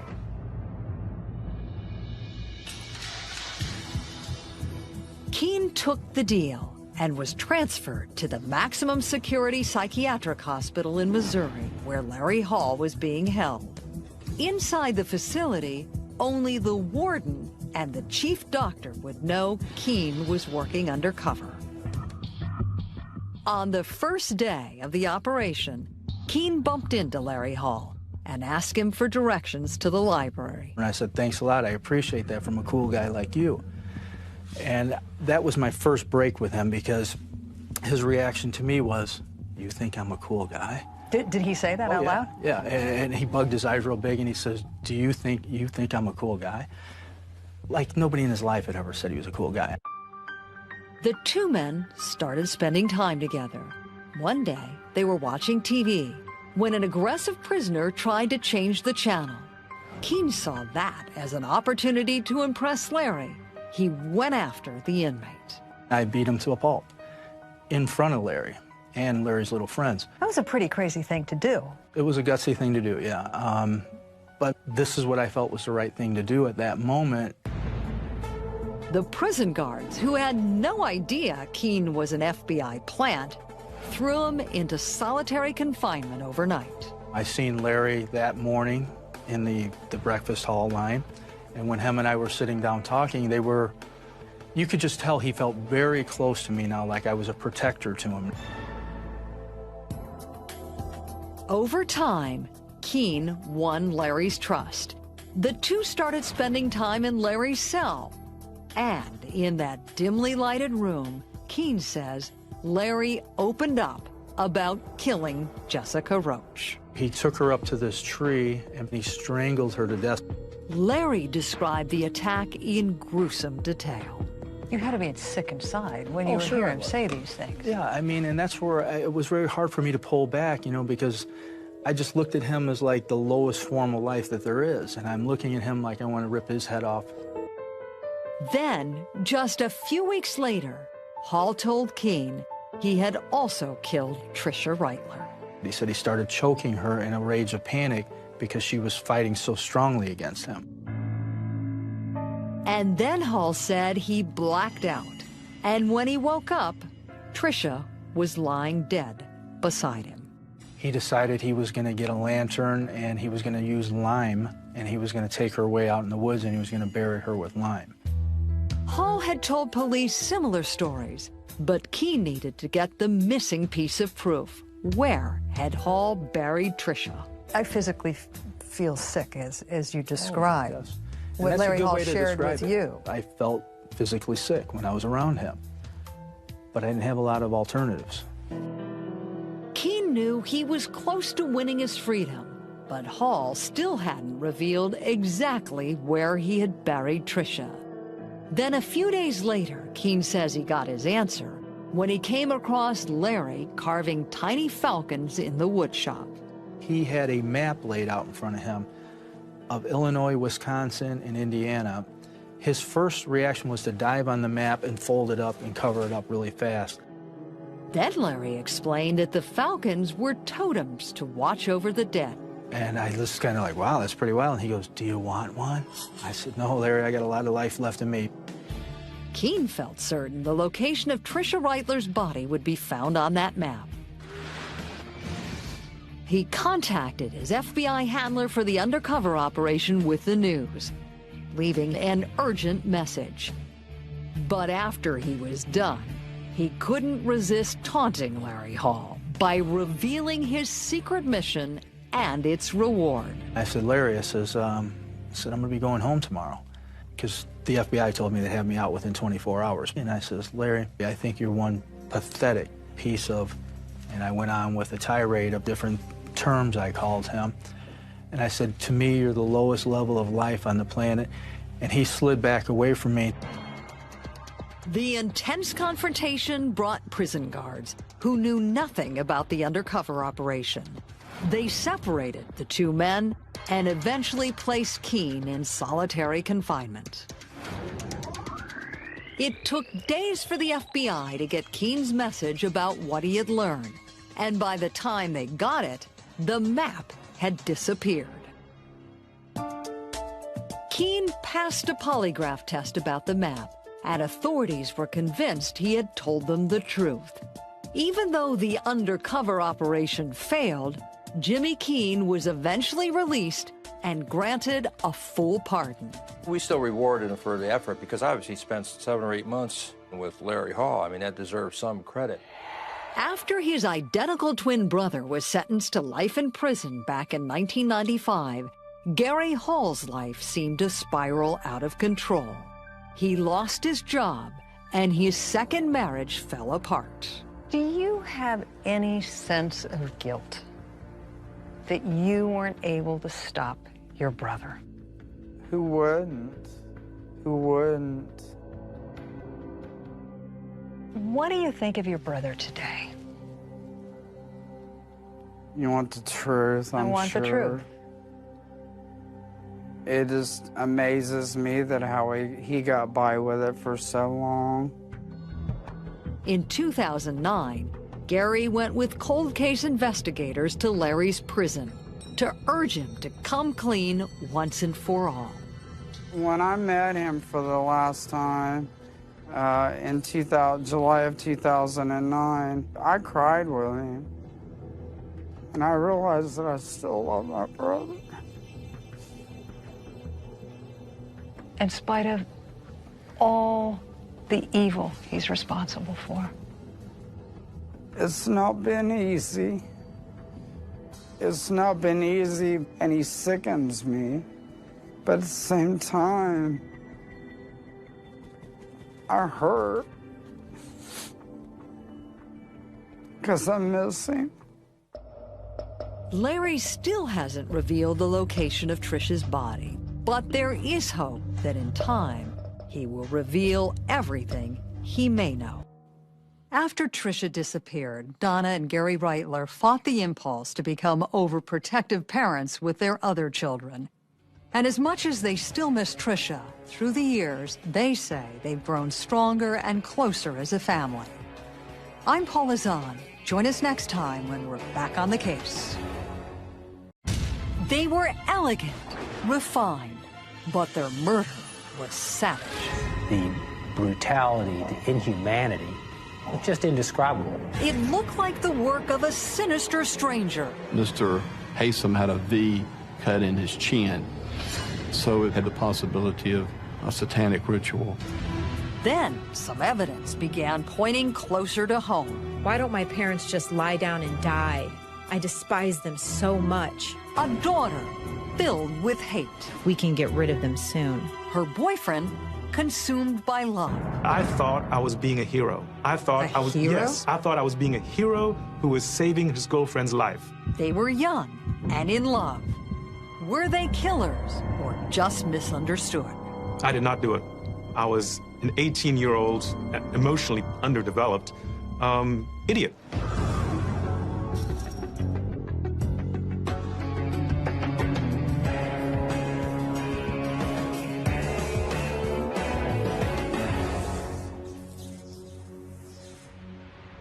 I'm Paula Zahn. Tonight, we're on the case in Bedford County, Virginia, just outside of Lynchburg, where the gruesome double murder of a well-respected couple shocked even detectives and gripped a quiet community with fear.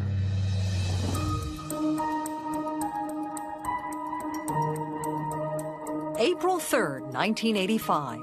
The police scanner in the WSET newsroom suddenly erupted with chatter. Executive producer Jeff Taylor was shocked by what he heard. We heard there had been a murder out on Holcomb Rock Road. And when I found out the address, I knew immediately it was the Haysoms.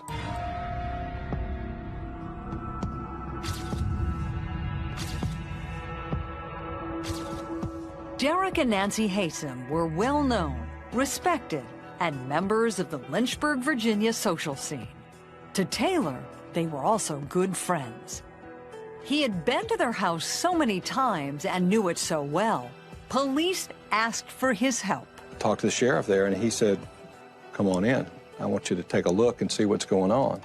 And which is highly unusual. Very Usually unusual. reporters are not invited by law enforcement to come look at the murder Very scene. true. But the sheriff and I were pretty good friends, and we'd known each other a long time, and he knew I'd be honest with him about what was going on with the Haysoms.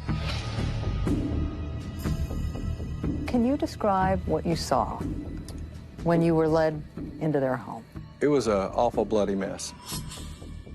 It was an unbelievable murder scene.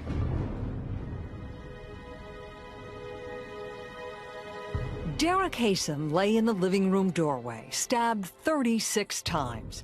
His throat was slit. His wife Nancy was in the kitchen, also repeatedly stabbed and nearly decapitated. I wasn't sure what to really expect, but I didn't expect what I saw. The brutality, the inhumanity of that kind of a crime was just indescribable. The bodies had been discovered by a family friend, prompted by a call from the Haysoms' daughter Elizabeth, who was away at college. She hadn't been able to reach her parents. Investigators determined that the Haysoms had been dead for several days and that they had fiercely fought for their lives. Mr. Haysom was a big man, and he fought back for the best he could. Some of the wounds were superficial wounds, which I feel that the perpetrator was just stabbing to keep him off of Mr. Haysom off of him. The Haysoms lived in a gracious home in an affluent neighborhood. Who would kill such a prominent couple? At first, investigators thought that the crime could have been a robbery gone horribly wrong. We couldn't detect anything that was stolen. We could not locate a forced entry into the residence, so we were able to eliminate a burglary. Crime scene investigators collected more than 100 pieces of evidence, including a seat cushion with what looked like a bloody handprint and a bloody sock print on the hardwood floor. News of the murder spread quickly through the tight-knit community of Bedford County. People in the neighborhood were scared to death. Anxiety fueled by an analysis of photos by forensic experts at the crime lab. They said the evidence revealed signs of a ritual killing. They started closing in on certain clues that they thought that it could be a satanic murder. The crime scene photos showed 3 chairs in the dining room pointed towards the north. Blood was deliberately smeared around the contours of the bodies. There appeared to be a letter V with a tiny 6 inside it, written in blood on the floor. Mr. Haysom had a V cut in his chin. And there were several other little things that they saw that would lend themselves to the possibility of a satanic ritual. There were some prominent people whose children was involved in some of this stuff out on the Rivermont area of Lynchburg. Again, it was a group in Roanoke that would meet on the Parkway. As Detective Reed looked into the cult angle, he heard about wild midnight parties where squirrels were boiled alive, their blood used to paint pentagrams on cult members' bodies. Rumors about the bizarre, violent rituals gripped the people of Bedford County. It just led to constant rumors and speculation that just further kind of inflamed the community. There were all these conjectures about what was going on and who was doing it. Police were under pressure to deliver the Haysoms' murderer, but they didn't limit their investigation to a satanic cult.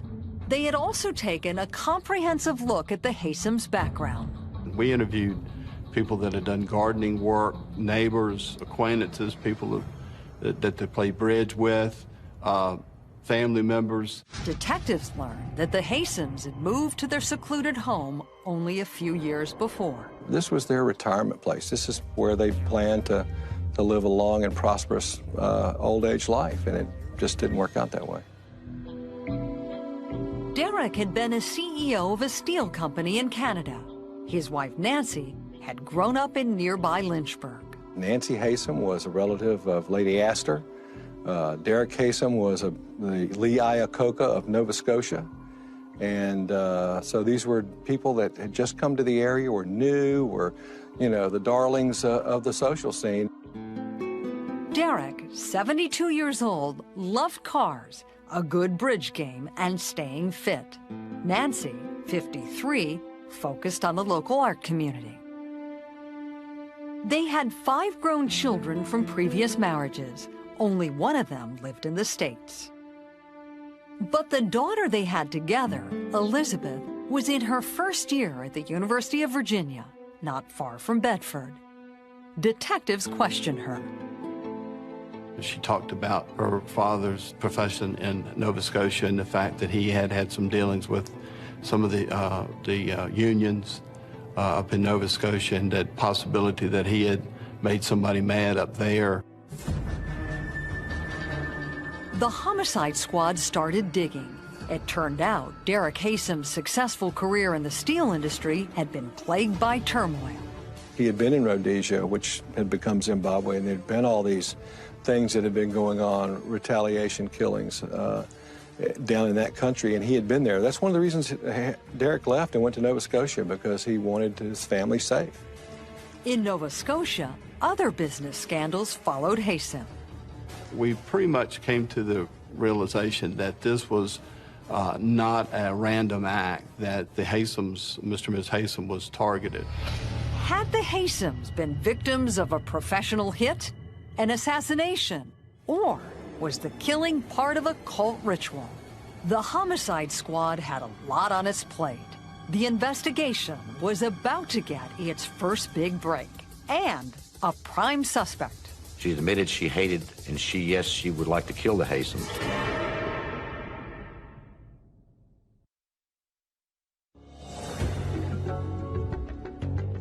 Investigators in Bedford County, Virginia, were interviewing hundreds of people about the murders of Derek and Nancy Haysom. They had looked at Derek's business enemies abroad and even considered the possibility of a satanic cult killing.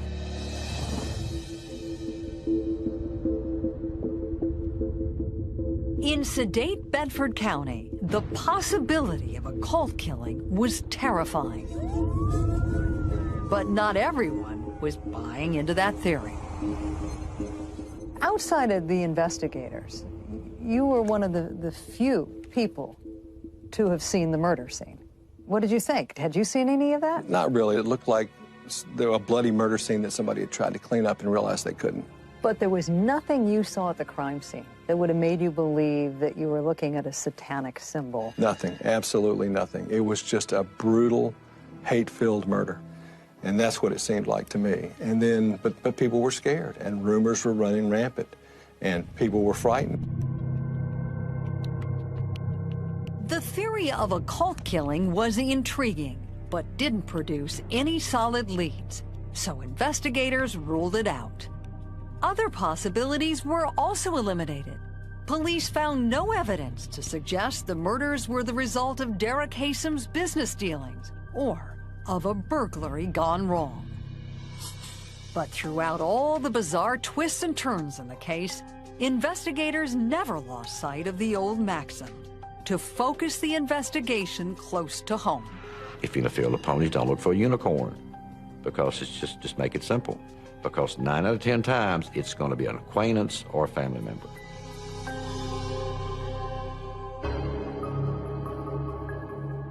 A new lead was about to point the investigation in just that direction. Police got a tip about the jilted fiancé of one of the Hasem sons.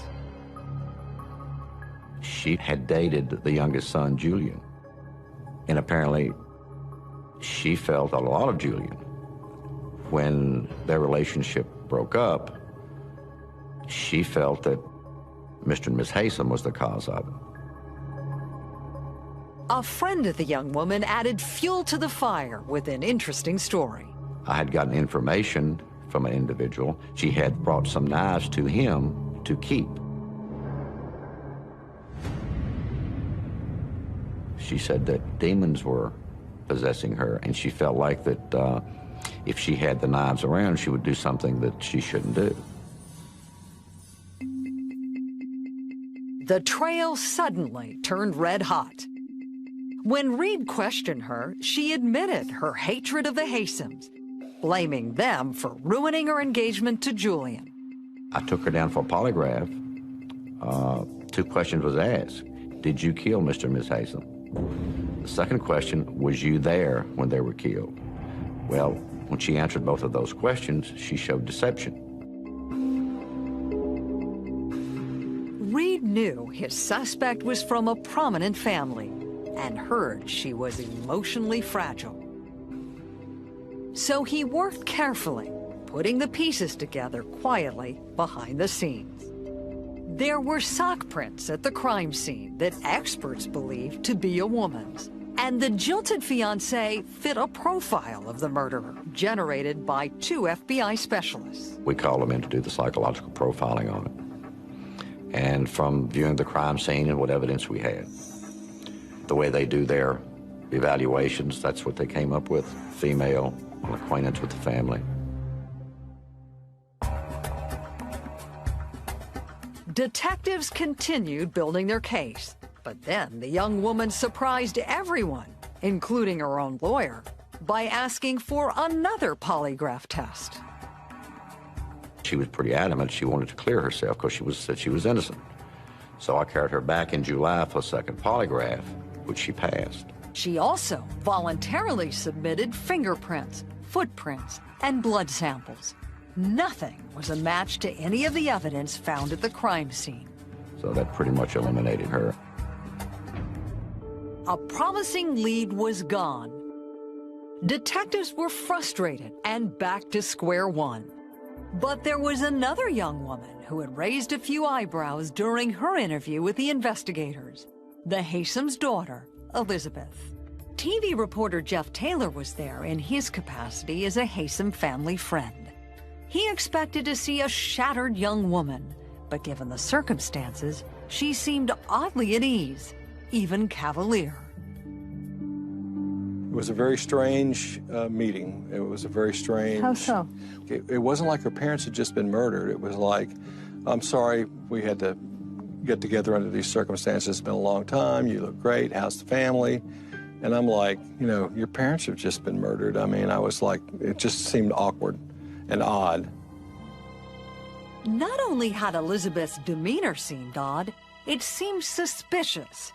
Investigators questioned her about where she said she was on the weekend of the murders.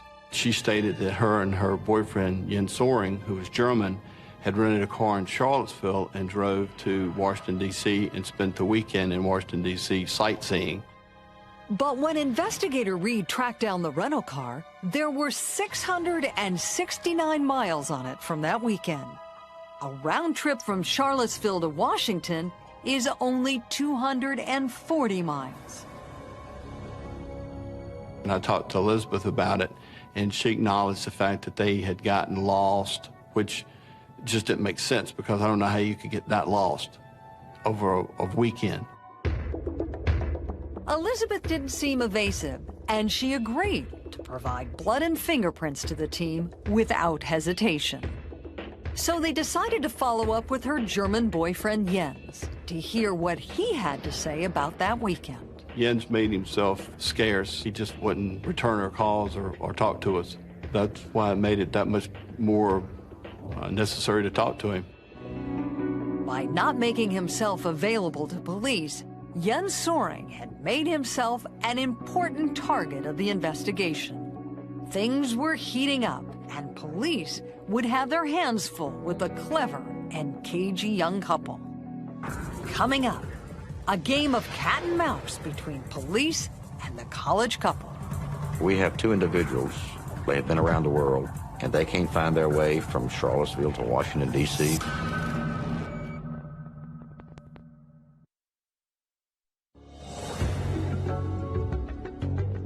Promising leads in the investigation of Derek and Nancy Hasem's murder had not led to any arrests. But detectives had more questions for the Hasem's youngest daughter, Elizabeth, and they still hadn't spoken with her German boyfriend, Jens. Investigators finally tracked down the elusive Jens Soring. The first thing they wanted to know was his explanation for the extra mileage on the car he and Elizabeth rented the weekend of the murder. That's when we questioned him on the 429 extra miles on the vehicle. He went back through the weekend with the rental car, getting lost, pretty much echoed what Elizabeth had told us earlier. My thinking is that we have two individuals who have been around the world, one's from Germany, and they can't find their way from Charlottesville to Washington, D.C., going straight up 29. The rental car mileage wasn't the only thing that had made Jens a person of interest. When he attended the Hasem's funeral, he had a bruise on his face and bandages on his fingers. Investigators had already determined that Derek Hasem had struggled with his attacker. Jens' injuries seemed very suspicious. So Gardner and Reed asked for blood and print samples, but Jens refused. He was using the excuse that his father was a German diplomat and that if the State Department found out that a German diplomat's son was being suspected of murder, that he and his family would be deported. Was Jens Soring really protecting his family, or did he have something to hide? Detectives tried to find out more about the teenager from West Germany. If you would, describe yourself in 1985. What kind of kid were you? What Americans would call a nerd. You know, I was very much focused on my schoolwork. Basically, I was an academically oriented person. I was intellectually precocious, emotionally underdeveloped. Grew up very, very sheltered. Jens arrived at the University of Virginia with a full 4-year scholarship. Jens Soring looked very young for his age. Sort of a bowl haircut, big, thick glasses.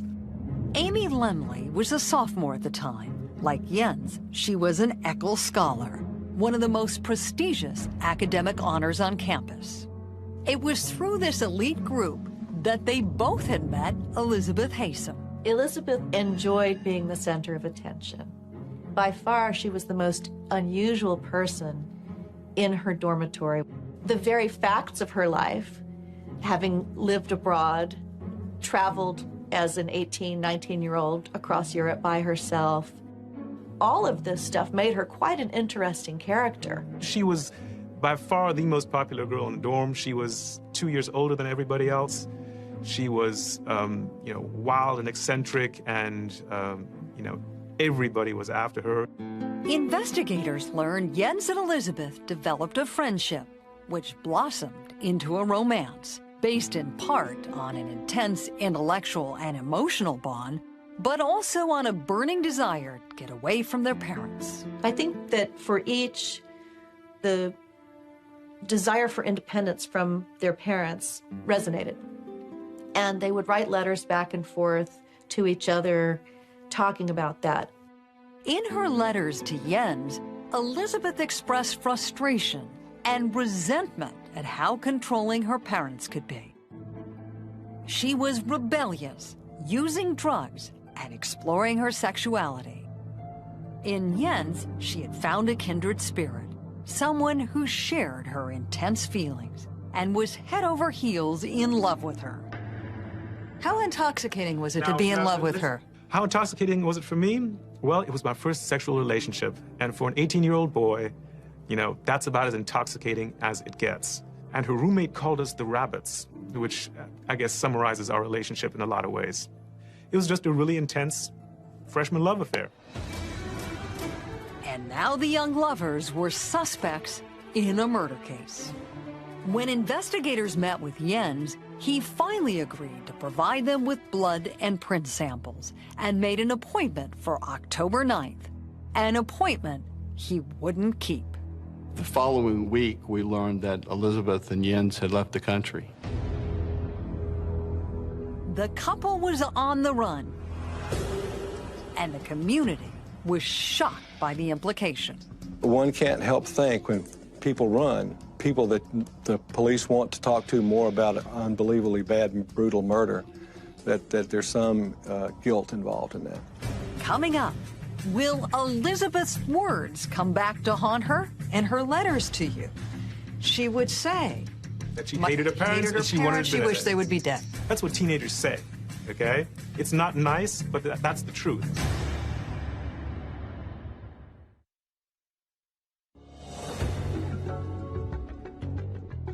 More than 5 months after the murders of Derek and Nancy Haysom, investigators had begun to focus on their daughter Elizabeth and her boyfriend Jens.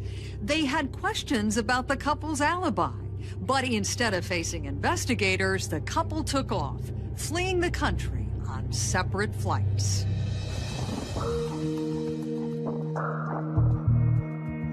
Right from the start, investigators were suspicious of Jens Soering.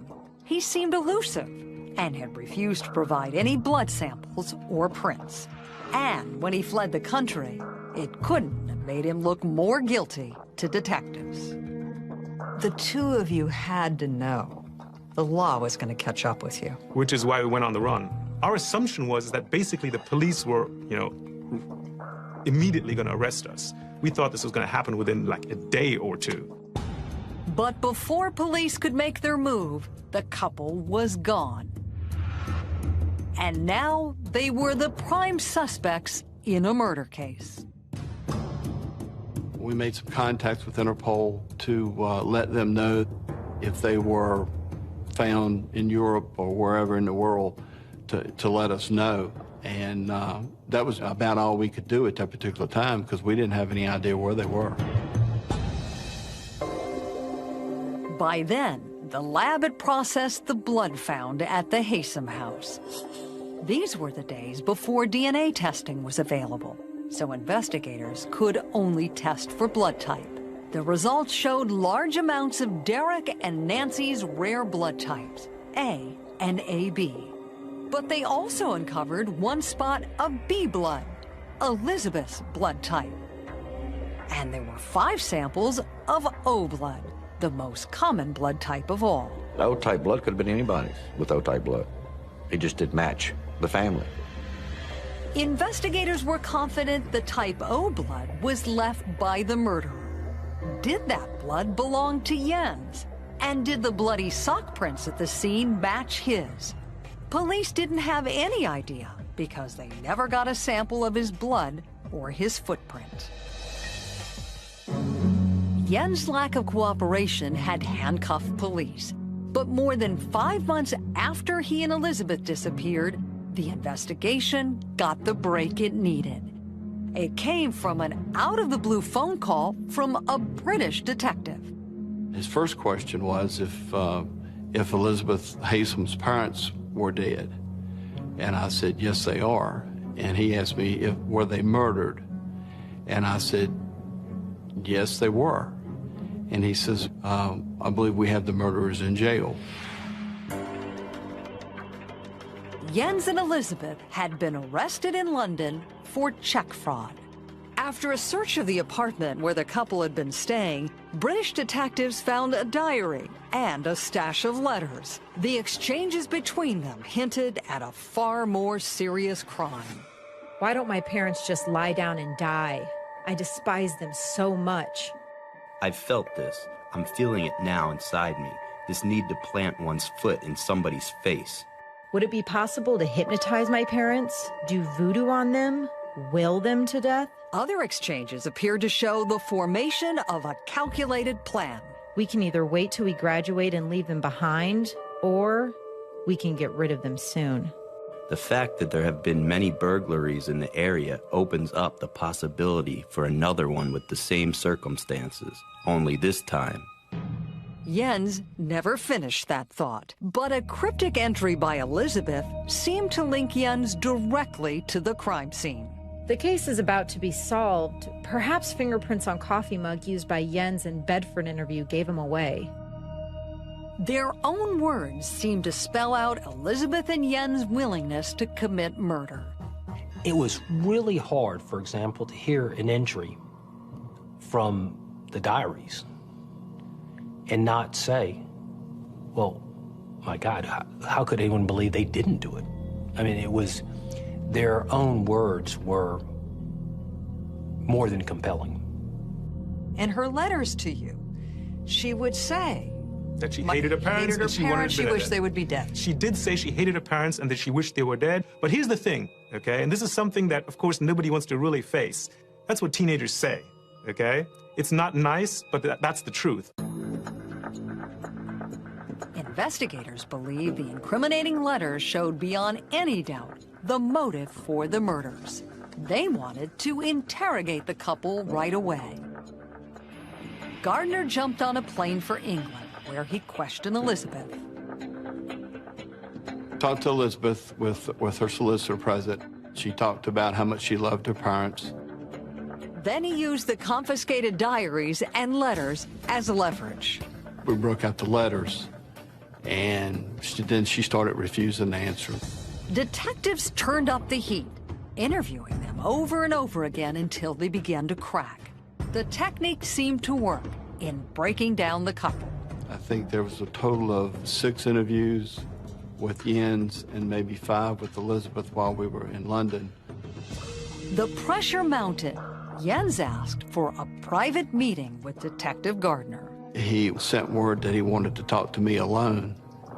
And that's when he and I went into the room, and he told me that he was going to tell me the truth. And Jens Soring's version of the truth was stunning. He confessed to murdering Derek and Nancy Hasem. They confronted Elizabeth about her boyfriend's story. And that's when she confessed of her involvement of the murders. Investigators got a detailed account. It wasn't a spur-of-the-moment crime of passion. Elizabeth described a meticulous plan, which included her staying in Washington, D.C. to set up an alibi for Jens' murderous trip to Lynchburg. The remarkably cold and calculated plan to kill her own parents amazed investigators. A crime of this kind of brutality, you just don't associate with a family murder. According to her confession, Elizabeth purchased 2 tickets for various movies in Washington, D.C. on Saturday, April 30th, 1985. She took notes on the theater's architecture so Jens would have details to describe them accurately. She also ordered from room service, and he even cashed a check in Yen's name, all of it designed to leave a clear trail that they had both been in Washington, while Jens went to Lynchburg and killed her parents. During his confession, Jens confirmed Elizabeth's story. He said he committed the murders himself, describing them in grisly detail. He said he confronted Derek with a knife and stabbed him repeatedly. When Nancy tried to defend her husband, Jens slit her throat, even as Derek tried to fend him off. During the struggle, Jens said he cut 2 fingers on his own left hand and suffered a bruise above his eye. He says that Mr. Haysom hit him in the face and it knocked his glasses off. And the struggle was on with Mr. Haysom, that Mr. Haysom refused to die and that he fought like a big bear.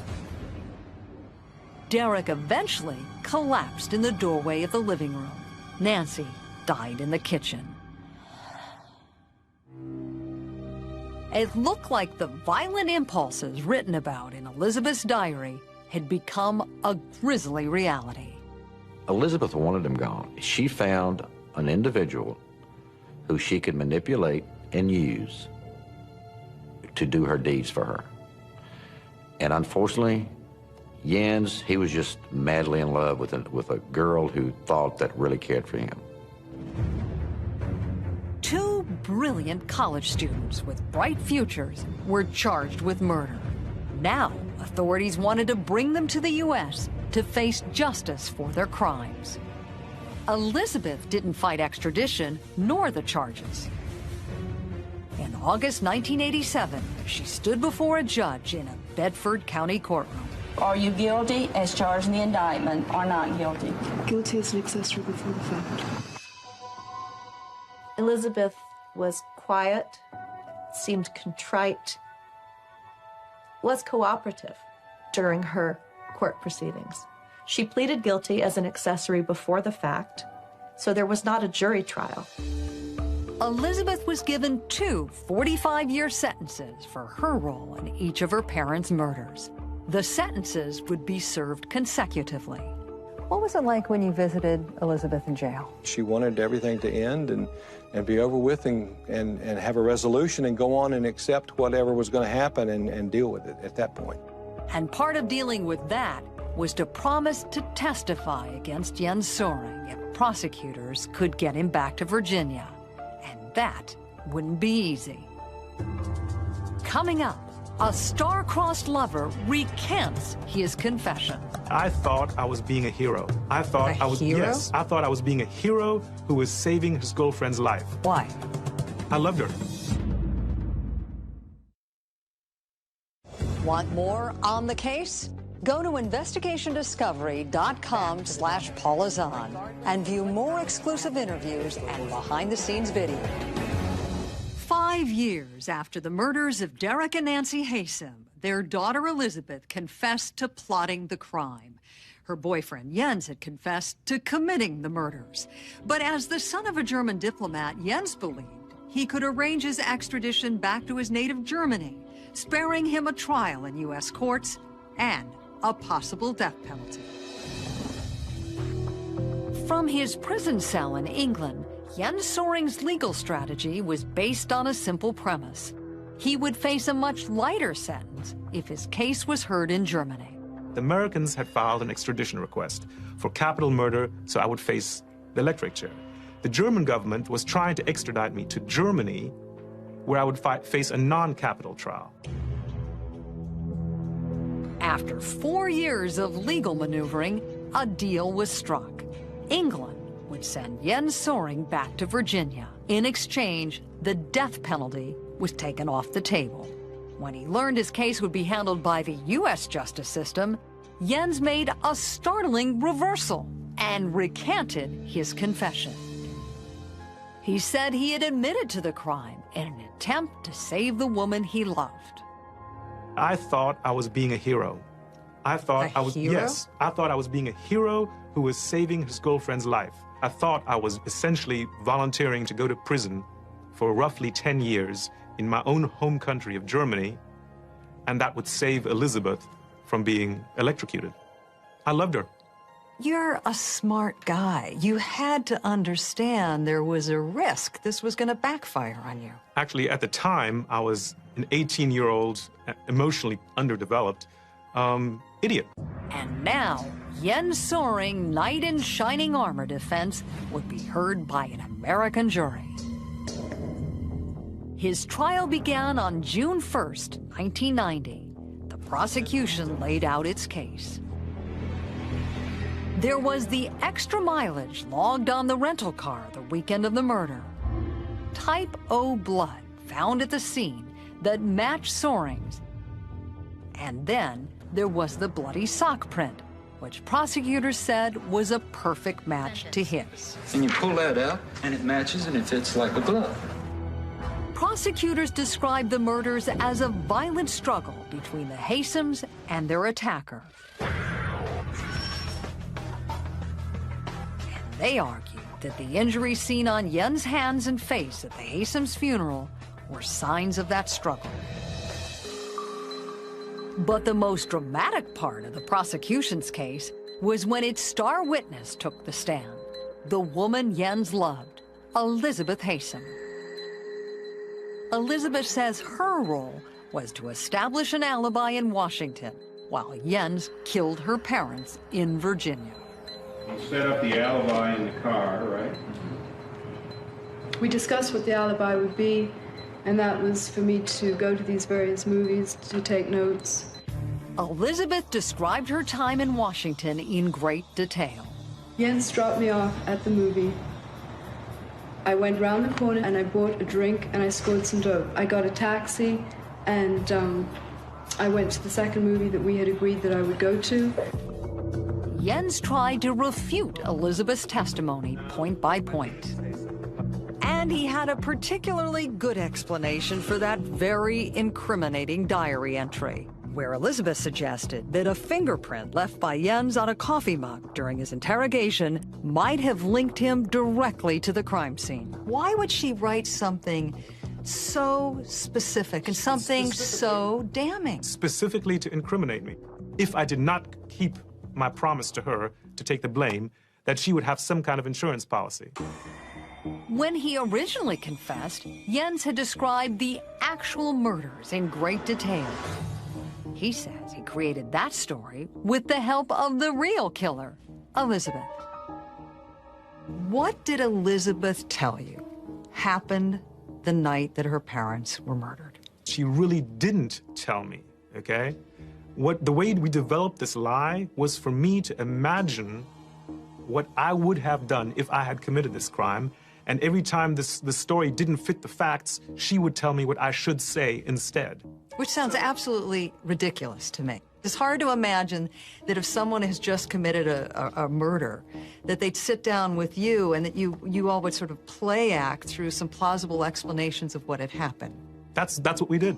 That's what we did. Our priority was get the story straight to save her life. And that's what we did. In the end, Jens Soering needed the jury to believe that he had been manipulated the whole time by the real killer, Elizabeth Haysam. She wanted you to kill him. No, she didn't. Because she couldn't kill him herself. I think Elizabeth's quite capable of that. Well, if she could kill him herself, she didn't need you, did she, Jens? She needed me to be the patsy. She needed me to be the patsy. The testimony lasted for 11 days, but it took the jury just 4 hours to agree on a verdict. Jens Soering, guilty of 2 counts of first-degree murder. Jens was given 2 life sentences. Now, more than 2 decades later, he continues to proclaim his innocence from behind bars and says new evidence proves his version of the story.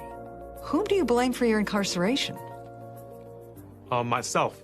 I had an option to tell the truth when I was... Initially, I had an option to call the police on the night that Elizabeth confessed the crime to me.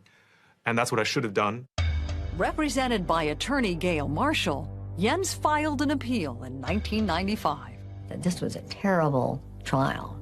This was a very unfair trial. I became morally certain that he had not committed the crime. Most troubling to Marshall? That bloody sock print. It turns out that there is absolutely no way you can make an identification of somebody from a sock print.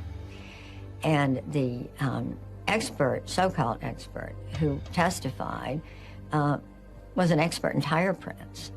At trial, Yen's lawyer had never challenged the sock print testimony, even though the police report said the size of the print matched a size 5 to 6 man shoe. And Yen Soering wears a significantly larger size 8.5. We had one statement from a juror who said, if it hadn't been for the sock print evidence, I would never have voted for conviction. Yen's appeal was denied. The court didn't believe any new argument proved that the criminal trial had been undermined.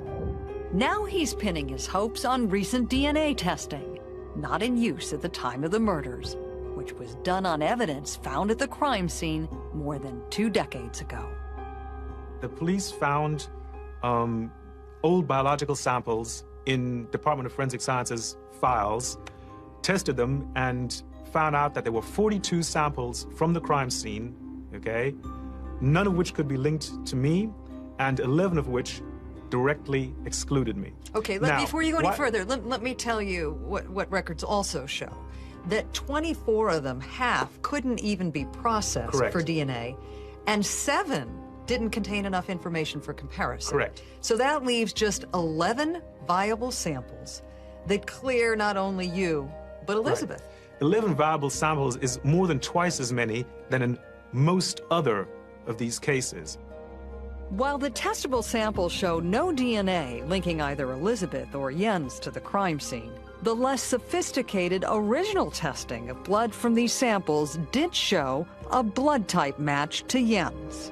There were also 5 samples of type O blood found at the scene, which is your blood type. Correct. And 43%. They could not be processed for DNA, but you can't dismiss those either. No, right. That's the interesting thing about this case. While Elizabeth Haysom appears resigned to spending the rest of her life behind bars, Yen Soering continues to fight for his return to his native Germany. But he knows the odds are against him. Do you really have faith that you're going to walk out of here someday? I have absolutely zero faith in the court system. They have bitterly disappointed me, and I have no faith in the court system whatsoever. For the friends of Derek and Nancy Haysom, Yen Soering, the bitter man who confessed to murder and was later convicted by a jury, got exactly what he deserved. Do you think Jens will be paroled and be allowed to go back to Germany? All I can say is I hope not. You'd be very angry if that happened. I would be very unhappy, yes. I think a lot of people, the investigators, I think the judge in the case, whom I know, and a lot of other folks would be very unhappy if that occurred, because I think that, you know, justice is being served, in our opinion.